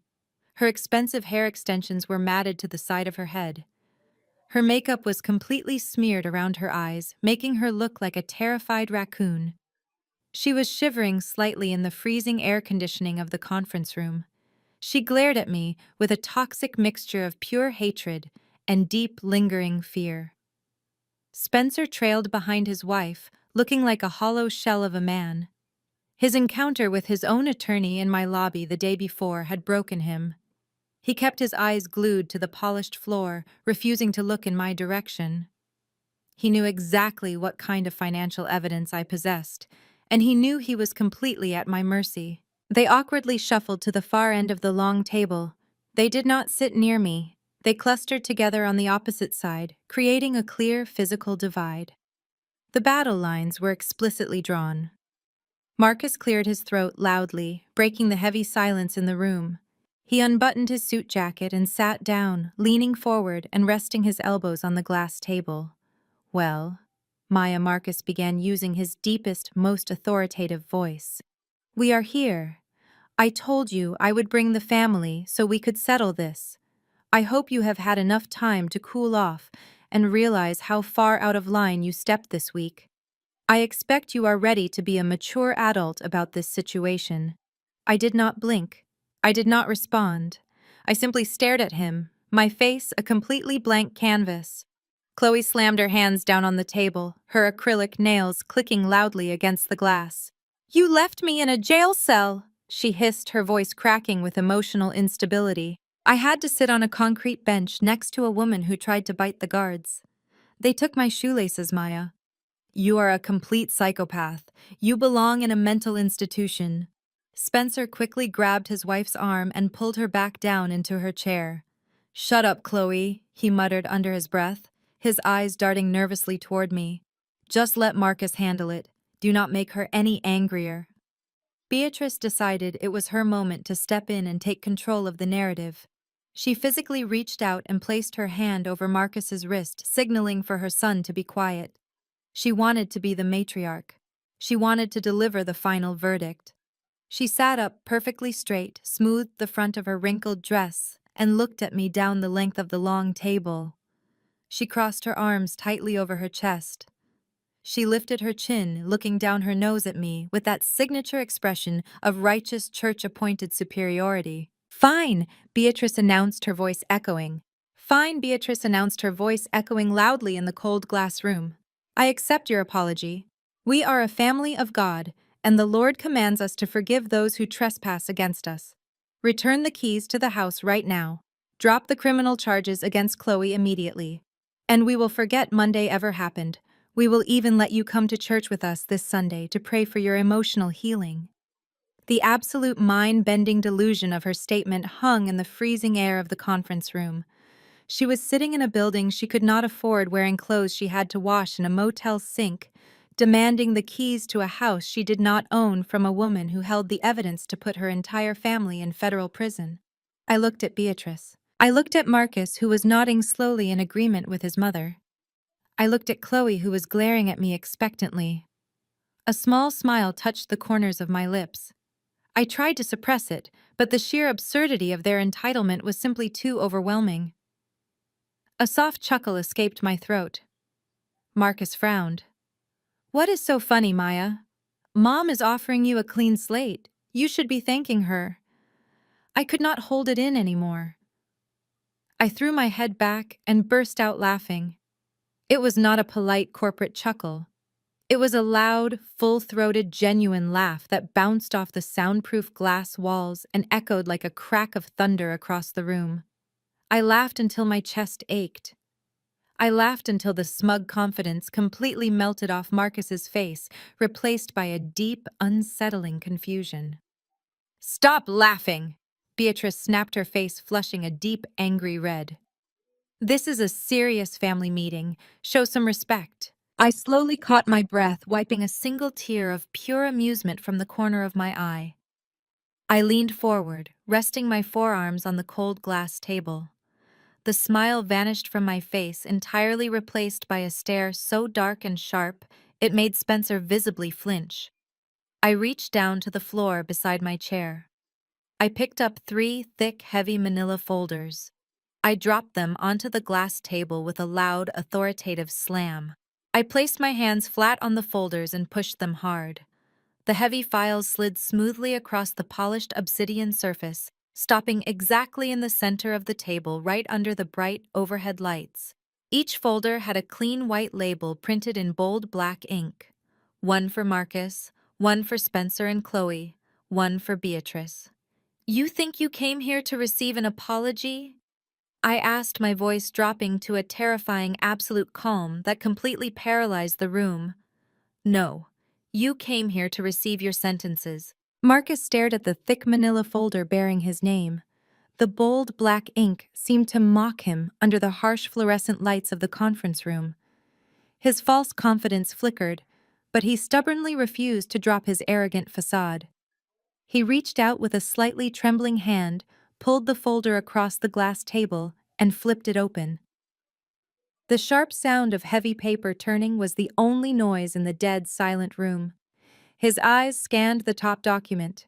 It was a standard, legally binding petition for dissolution of marriage. Marcus let out a forced, breathy laugh. He tossed the document back onto the table and leaned back in his chair, crossing his arms over his chest. "You filing first changes absolutely nothing, Maya," he said, trying to project a tone of utter boredom. "I told you on the phone I was already planning to divorce you. And like I said, Georgia is an equitable distribution state. You can hand me all the scary legal papers you want, but I am still walking out of this marriage with half of your business, half of your bank accounts, and my half of that $1 million house." I did not break eye contact. I did not raise my voice. I simply rested my hands flat on the cold glass table and tilted my head. "Turn to page 4. Marcus." Marcus frowned. He uncrossed his arms, leaned forward, and flipped past the standard divorce petition. As his eyes landed on the 4th page, I watched the exact moment his entire reality fractured. Page 4 was not a standard legal form. It was a high-definition, perfectly formatted spreadsheet. It detailed every single unauthorized withdrawal, every hidden credit card charge, and every secret wire transfer he had made over the last 8 months. Right next to the spreadsheet was a crystal-clear time-stamped photograph taken by my private investigator. It showed Marcus on a sun-drenched beach in Miami, his arms wrapped tightly around the waist of a young woman in a tiny bikini. The color completely drained from his face, leaving his skin a sickly ashen gray. His jaw went entirely slack. The arrogant smirk vanished, replaced by a look of sheer, unadulterated terror. He quickly slammed his hand down over the photograph, pulling the folder tight to his chest as if he could hide the evidence from the rest of the room. "What is it, Marcus?" Beatrice demanded, her voice sharp with sudden anxiety. She tried to lean over and look at the papers, but Marcus physically turned his body away from her. "What did she give you?" He could not speak. He was completely paralyzed, his breathing shallow and rapid. "Since your son has suddenly lost his ability to speak, I will gladly answer that for you, Beatrice," I said smoothly, my voice echoing clearly across the long table. "That folder contains a comprehensive financial ledger. It is accompanied by dozens of high-resolution photographs of your perfect God-fearing son spending the last 8 months in luxury hotels with a 23-year-old bottle service waitress named Jasmine." Beatrice gasped loudly, her hand flying to her chest. Chloe let out a sharp squeak of shock, her eyes darting between me and her brother. Spencer just stared at the table, completely motionless. "That is a lie," Marcus choked out, his voice cracking violently. He glared at me, his eyes wide with desperate panic. "You fabricated this. You photoshopped those pictures because you are angry I am leaving you." I smiled. It was a cold, surgical smile. "Marcus, I am a forensic accountant. I track hidden money for billionaire corporations. Did you honestly think you could siphon thousands of dollars from our joint accounts to fund your pathetic midlife crisis without me noticing the exact moment you started? I know about the $240 seafood dinner in South Beach. I know about the $4,000 Chanel handbag you bought her for her birthday. I even know that you have been paying a portion of her rent for her downtown apartment using a secret checking account you opened at a secondary bank."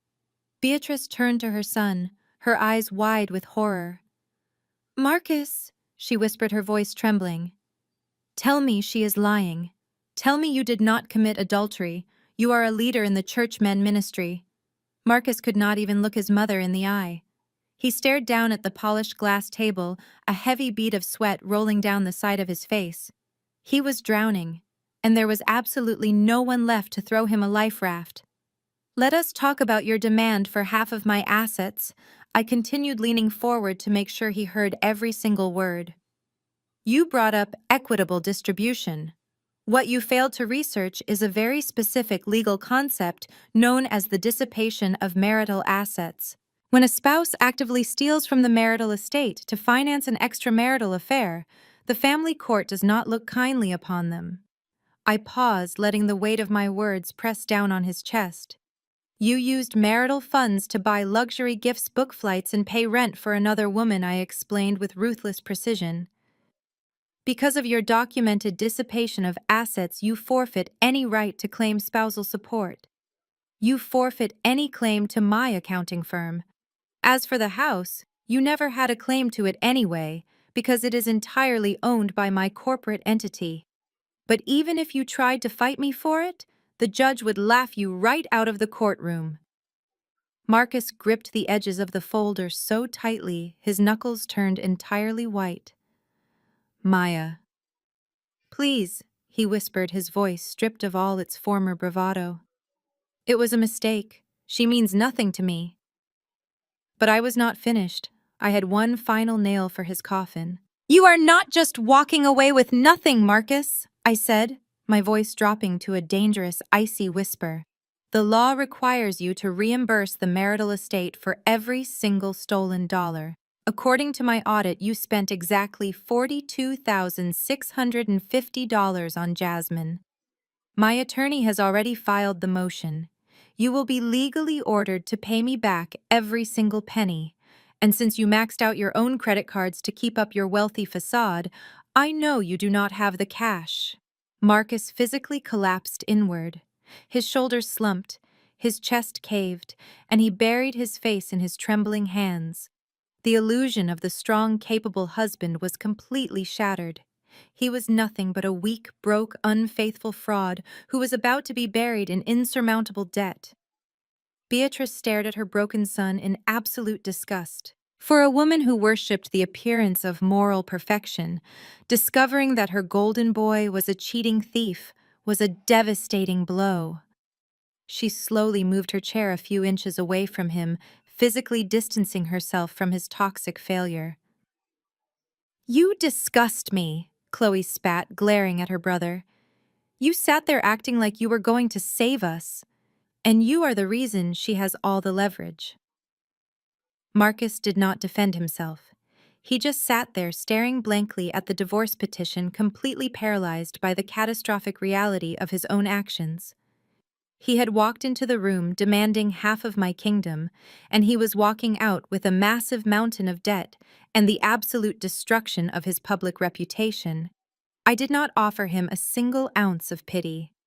I shifted my gaze away from his defeated posture and looked directly at the remaining members of his family. The first piece had been permanently removed from the board. I reached across the table and tapped my manicured fingernail against the second thick folder. "Spencer," I said smoothly, my eyes locking onto the pale, terrified face of my white tech bro brother-in-law. "I believe it is your turn to see what the future holds." Spencer slowly reached out toward the center of the glass table.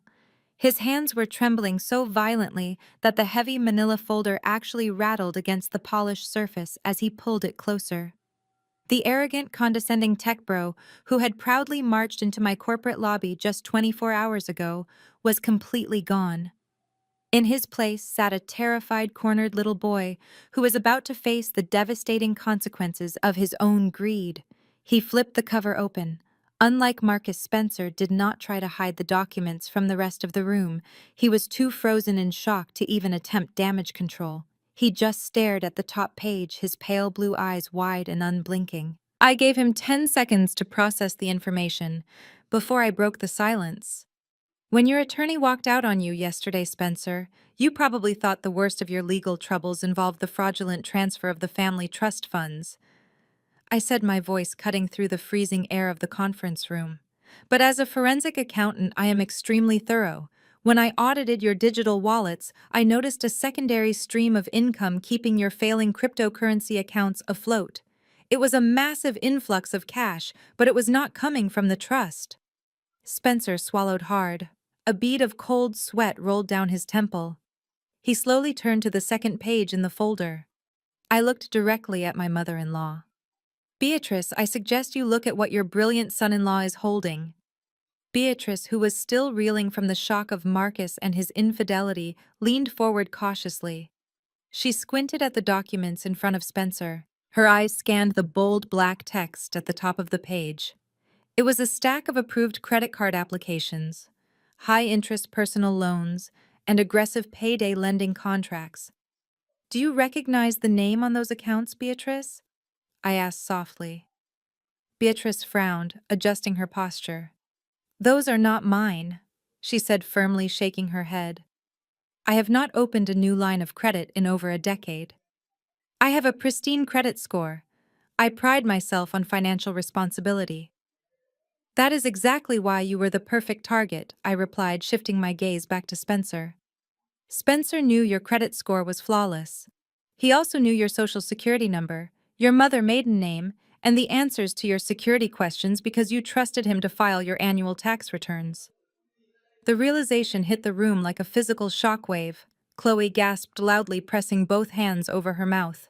Beatrice let out a sharp, breathless sound, as if all the oxygen had been suddenly violently sucked from her lungs.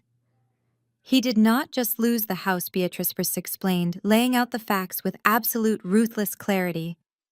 "When his crypto investments tanked and the trust ran dry, Spencer panicked.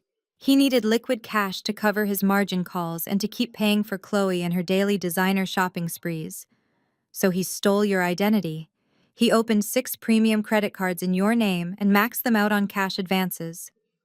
When that was not enough, he took out 3 separate predatory high-interest loans using your pristine credit history as the collateral." Spencer shook his head rapidly, his pale face flushing with a sudden, desperate panic. "Maya, please," he stammered, his voice jumping an entire octave. "I can fix this. I can declare bankruptcy. I can restructure the debt. You do not understand decentralized finance. It was just a temporary bridge. You committed aggravated identity theft and federal wire fraud. I corrected him coldly, leaning over the table. You forged the signature of a senior citizen to secure hundreds of thousands of dollars in fraudulent loans. There is no restructuring your way out of a felony, Spencer. Beatrice clutched her chest, her breathing becoming dangerously shallow. You stole my name, she whispered, staring at Spencer with a look of absolute unadulterated horror. You ruined my credit. You ruined my life. Spencer looked around the room. He looked at Marcus, who was still staring blankly at his own divorce papers, completely useless. He looked at Beatrice, whose face was contorted in pure rage. He looked at his wife Chloe, who was staring at him like he was a monster. He was entirely surrounded, trapped in a glass box with the people he had systematically destroyed.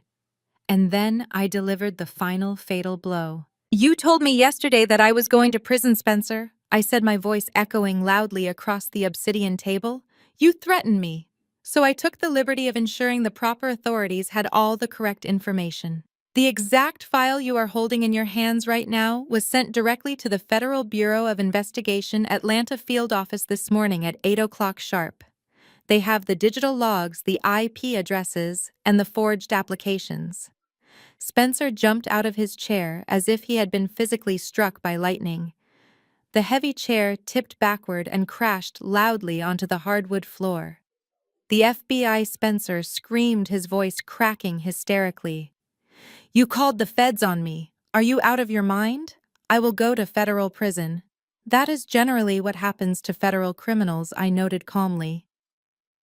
The absolute terror of federal prison finally shattered the last remaining fragments of Spencer and his sanity. The arrogant tech bro completely cracked under the pressure. His survival instinct kicked in, and like any true coward, his immediate reaction was to deflect the blame onto anyone else in the room. He turned violently toward Beatrice, pointing a trembling finger right at her face.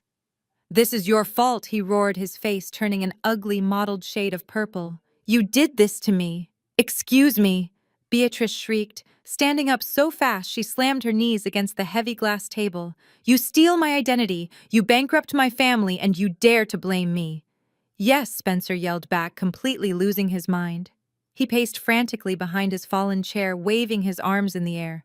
Do not stand there and act like a wholly innocent victim, Beatrice. You demanded this lifestyle.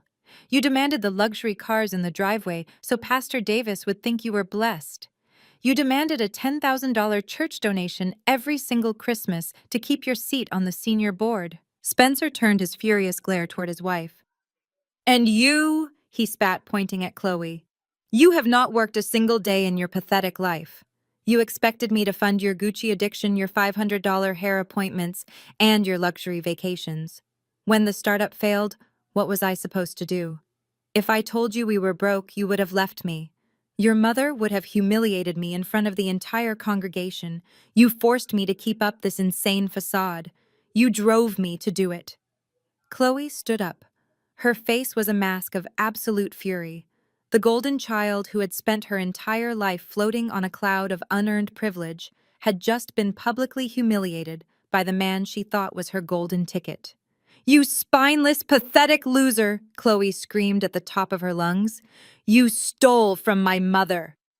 Before Spencer could even open his mouth to reply, Chloe lunged across the space between them. She pulled her arm back and delivered a vicious, open-handed slap directly across Spencer and his face. The sharp, explosive crack of her acrylic nails striking his cheek echoed like a gunshot through the soundproof conference room. Spencer stumbled backward, his hand flying to his face. A bright red welt instantly appeared on his pale skin. He looked at Chloe with pure, unfiltered hatred. You crazy witch! He yelled, lunging forward to grab her wrists. Do not touch my sister! Marcus suddenly roared, finally snapping out of his own paralyzed stupor. He jumped out of his chair and tackled Spencer against the heavy glass wall. The room erupted into total, absolute chaos. The pristine, highly favored family completely devoured each other right in front of my eyes. Marcus and Spencer were shoving each other against the soundproof glass, shouting profanities that would make Pastor Davis faint. Chloe was screaming hysterically, throwing her expensive designer purse at Spencer and his head. Beatrice collapsed back into her chair, sobbing violently, covering her face with her hands, as her entire legacy burned to the ground. I did not stand up. I did not intervene. I did not call security to break up the fight. I simply sat at the head of the polished obsidian table perfectly still, perfectly calm. I smoothed the fabric of my emerald green silk blouse and watched the beautiful catastrophic symphony of their destruction. They had spent 5 years treating me like an outsider, convinced that their bloodline made them inherently superior. Now the mask was completely ripped off, revealing nothing but a pack of greedy, desperate animals fighting over the scraps of a fake empire. I waited patiently for the screaming to die down. I waited for Marcus to push Spencer away in disgust. I waited for Chloe to collapse into a chair crying uncontrollably. When the room finally settled into a state of heavy, exhausted, humiliating silence, I reached across the table. My manicured fingernail tapped gently against the third and final folder. I looked directly at the weeping matriarch. "Your turn, Beatrice." Beatrice stared at the third manila folder resting on the polished glass table. She did not reach for it immediately. She sat frozen in her expensive chair, her posture completely rigid, her breathing shallow and uneven. For the first time in her entire life, the formidable matriarch of the family looked incredibly small. Stripped of her grand brick estate, her flawless reputation, and the protective illusion of her golden children, she was nothing more than an aging woman sitting in the wreckage of her own terrible choices. I did not rush her. I sat perfectly still, watching her process the absolute destruction of her empire. "Open it, Beatrice," I commanded quietly. "The truth does not disappear just because you refuse to look at it." Her trembling hands slowly reached out. Her manicured fingers, usually so quick to point in judgment at everyone else, shook violently as she pulled the heavy folder closer to her chest.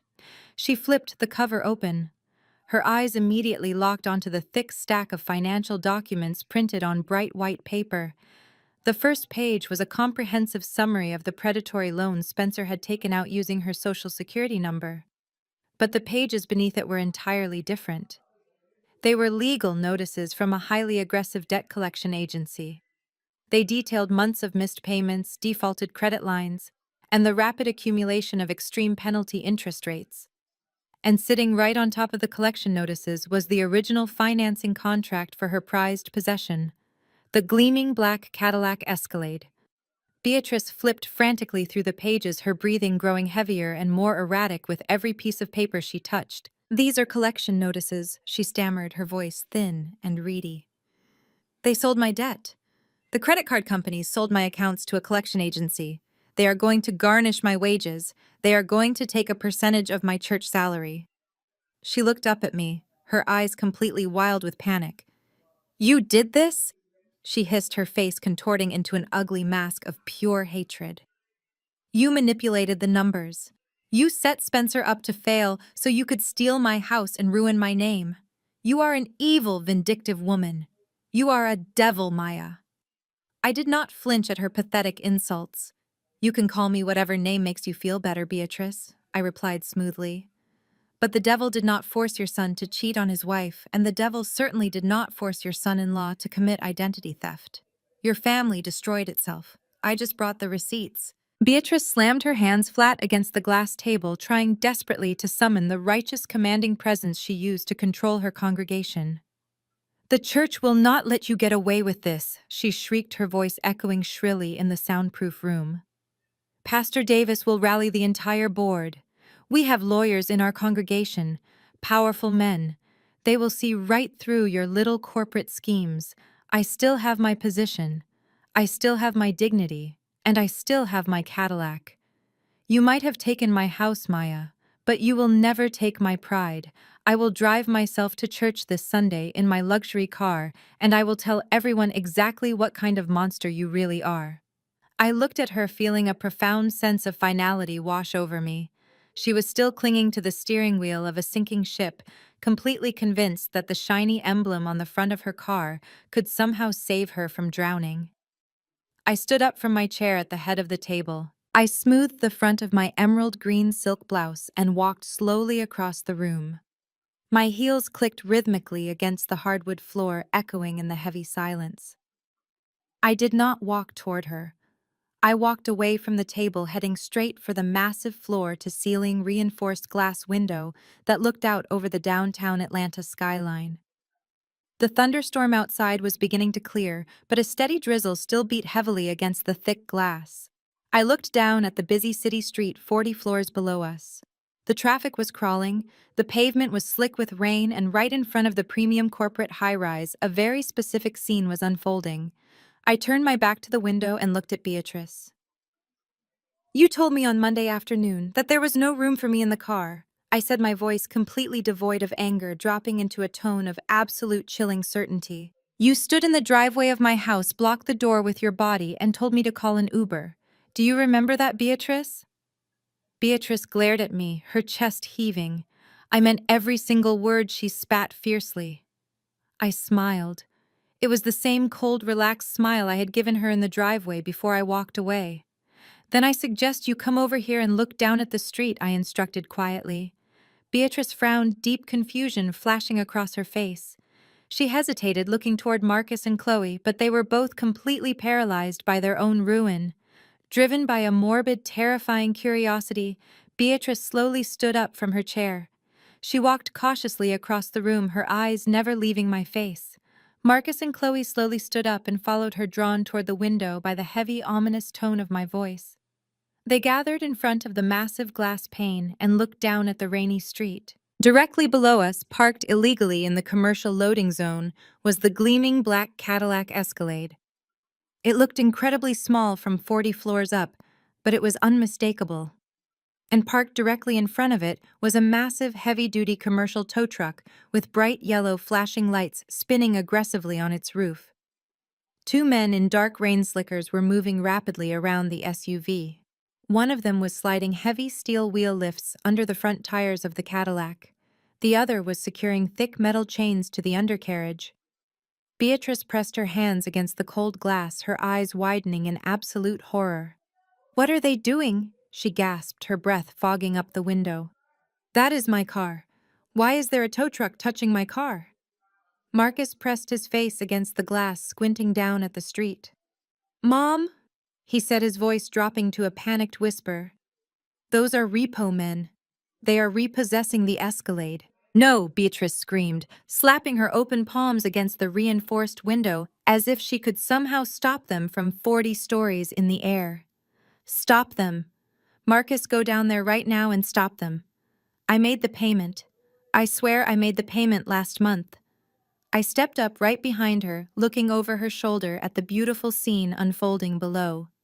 "You made the payment to the bank, Beatrice," I corrected her softly.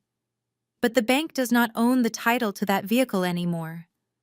Beatrice whipped her head around to look at me, her face pale and contorted with sheer terror. "What do you mean? What did you do?" I folded my arms across my chest, delivering the final fatal blow with absolute precision. When Spencer defaulted on your premium credit cards, your credit score completely tanked. The bank automatically flagged all of your outstanding loans as high risk, including the financing contract for the Cadillac. They packaged your debt and sold it off to a third-party collection agency to mitigate their losses. I paused, letting the reality of the financial world sink into her deeply ignorant mind. "I own a corporate holding company, Beatrice." I continued, my voice steady and completely relentless. "The same company that bought the deed to your house yesterday afternoon while you were busy crying to Pastor Davis in a cheap motel room. My company purchased your outstanding auto loan from the collection agency for pennies on the dollar. I am officially your primary creditor. I hold the title lien on that vehicle. And because the account is severely delinquent, I legally ordered an immediate involuntary repossession." Down on the street, the hydraulic lift of the tow truck whined loudly, though we could not hear it through the soundproof glass. We could only watch as the heavy front end of the luxury Cadillac was hoisted violently into the air. The rear tires dragged against the wet pavement as the truck pulled forward, securing the vehicle for transport. Beatrice watched her most prized possession, the ultimate symbol of her fake wealth, and her untouchable status, being unceremoniously dragged away through the muddy city streets. "You said there was no room for me in your car," I whispered, standing close enough that she could hear every single syllable clearly. "Well, Beatrice, now you do not have a car at all. I highly recommend you download the Uber application on your phone. It is going to be a very long walk back to the motel in this rain." The repo truck merged aggressively into the downtown traffic, dragging the black Cadillac behind it until it completely disappeared around the corner of the avenue. Beatrice stood frozen at the window.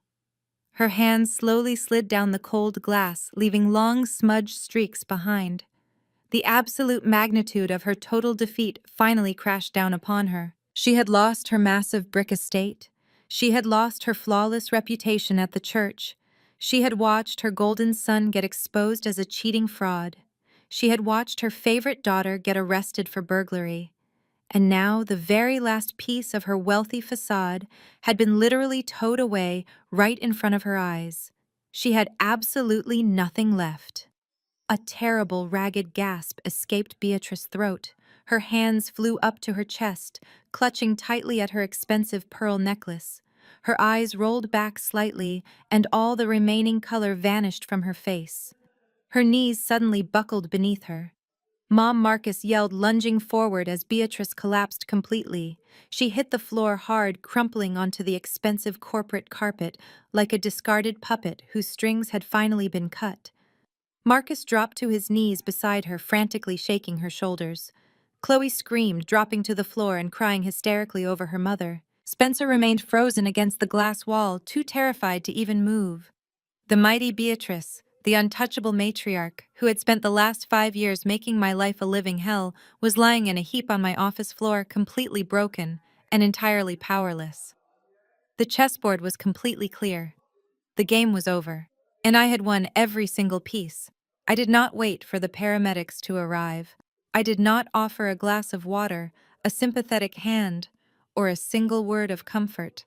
I simply picked up my leather purse from the adjacent chair, smoothed the front of my emerald green silk blouse one final time, and turned my back on the absolute wreckage of the Beatrice family. I walked toward the heavy glass door of the conference room. I pushed it open and stepped out into the quiet, carpeted corridor. I did not look back. My heels clicked a steady, rhythmic cadence against the floor. With every step I took away from that room, the frantic, chaotic noise of their destruction faded further into the background. Through the thick, soundproof glass behind me, I could hear the muffled sounds of Marcus yelling for help, Chloe crying hysterically, and Spencer pacing like a trapped animal. The heavy wooden door of the reception lobby closed behind me, cutting off their voices completely. I stepped into the elevator, pressed the button for the ground floor, and took a deep, cleansing breath. The humid Atlanta air had never felt so incredibly light. Exactly 1 month later, the dust finally settled, and the harsh reality of their consequences took permanent root. I did not have to actively seek out information about their downfall. The spectacular collapse of their fake empire was public knowledge, echoing through the neighborhood and the local legal system. Marcus found out very quickly that his undeniable charm and good looks only mattered when they were backed by a black credit card.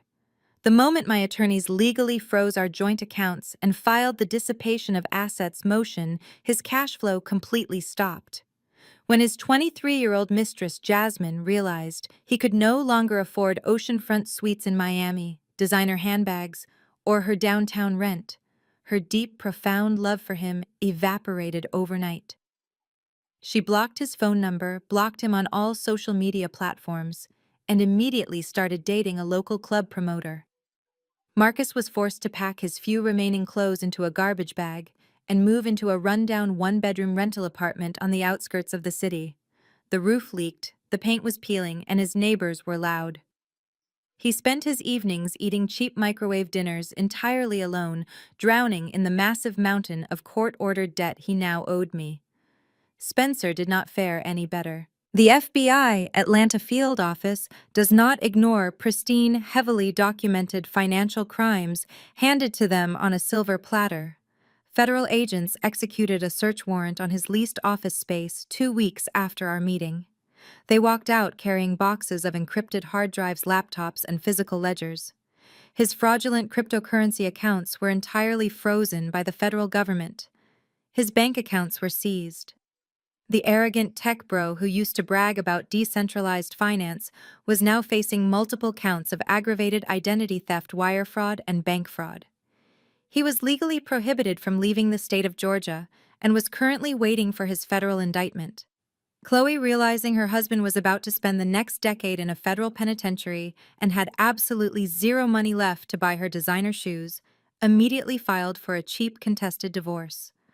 But the most poetic justice of all belonged to Beatrice. The church community that she had worshipped more than God himself turned out to be incredibly unforgiving when it came to public scandals. When Pastor Davis reviewed the undeniable proof that Beatrice had actively facilitated the theft of the youth outreach funds, he convened an emergency meeting of the senior board. Beatrice was permanently stripped of her title, removed from her leadership position, and quietly asked to find another congregation to attend. She was completely excommunicated from her high society social circle. Without the family trust to pay for her lavish lifestyle and heavily burdened by the massive debt Spencer had taken out in her name, she was forced to move into a cramped, depressing two-bedroom apartment with Chloe. Because I had legally repossessed her shiny black Cadillac Escalade, she no longer had a vehicle. One rainy Sunday morning, while driving to meet a client, I happened to stop at a red light near her new neighborhood. I looked out my window and saw Beatrice. She was standing perfectly still under a rusted metal bus stop shelter, holding a cheap plastic umbrella to protect her Sunday dress from the splashing puddles. She looked tired, aged, and completely invisible to the wealthy cars driving past her. She was waiting for the city bus. As for the massive brick estate on Maplewood Drive, I never had any intention of living in a house poisoned by their toxic memories. The Atlanta real estate market was incredibly hot, and a luxury $1.8 million property in a highly desired neighborhood was a rare commodity. I listed the house exactly 3 days after the disastrous conference room meeting. Multiple buyers sparked a fierce bidding war. I closed the sale 3 weeks later for a massive, unprecedented cash profit. I signed the final closing documents, handed the new biometric access codes to a lovely young family, and watched the enormous wire transfer hit my secure corporate bank account. I had successfully turned my emotional trauma into an incredibly lucrative real estate investment. I took that money, combined it with my own savings, and purchased a gorgeous modern penthouse apartment right in the heart of downtown Atlanta. The walls are made of glass, the floors are polished concrete, and the space is completely, undeniably mine. No one has a key except me. No one can ever tell me there is no room at the table. I sit here now in my living room, the city lights of Atlanta glittering like diamonds against the dark night sky. I am resting comfortably in the plush leather armchair from the opening of my story, wearing my favorite silk robe. I reach over to the side table and pick up a heavy crystal glass filled with a rich dark Cabernet Sauvignon. I swirl the wine slowly, watching the deep red liquid catch the ambient light of the room. I look directly into the camera lens, feeling a profound, unbreakable sense of peace. When someone looks you directly in the eye and says there is no room for you, believe them. Do not argue with them. Do not cry. Do not beg for a seat at their table.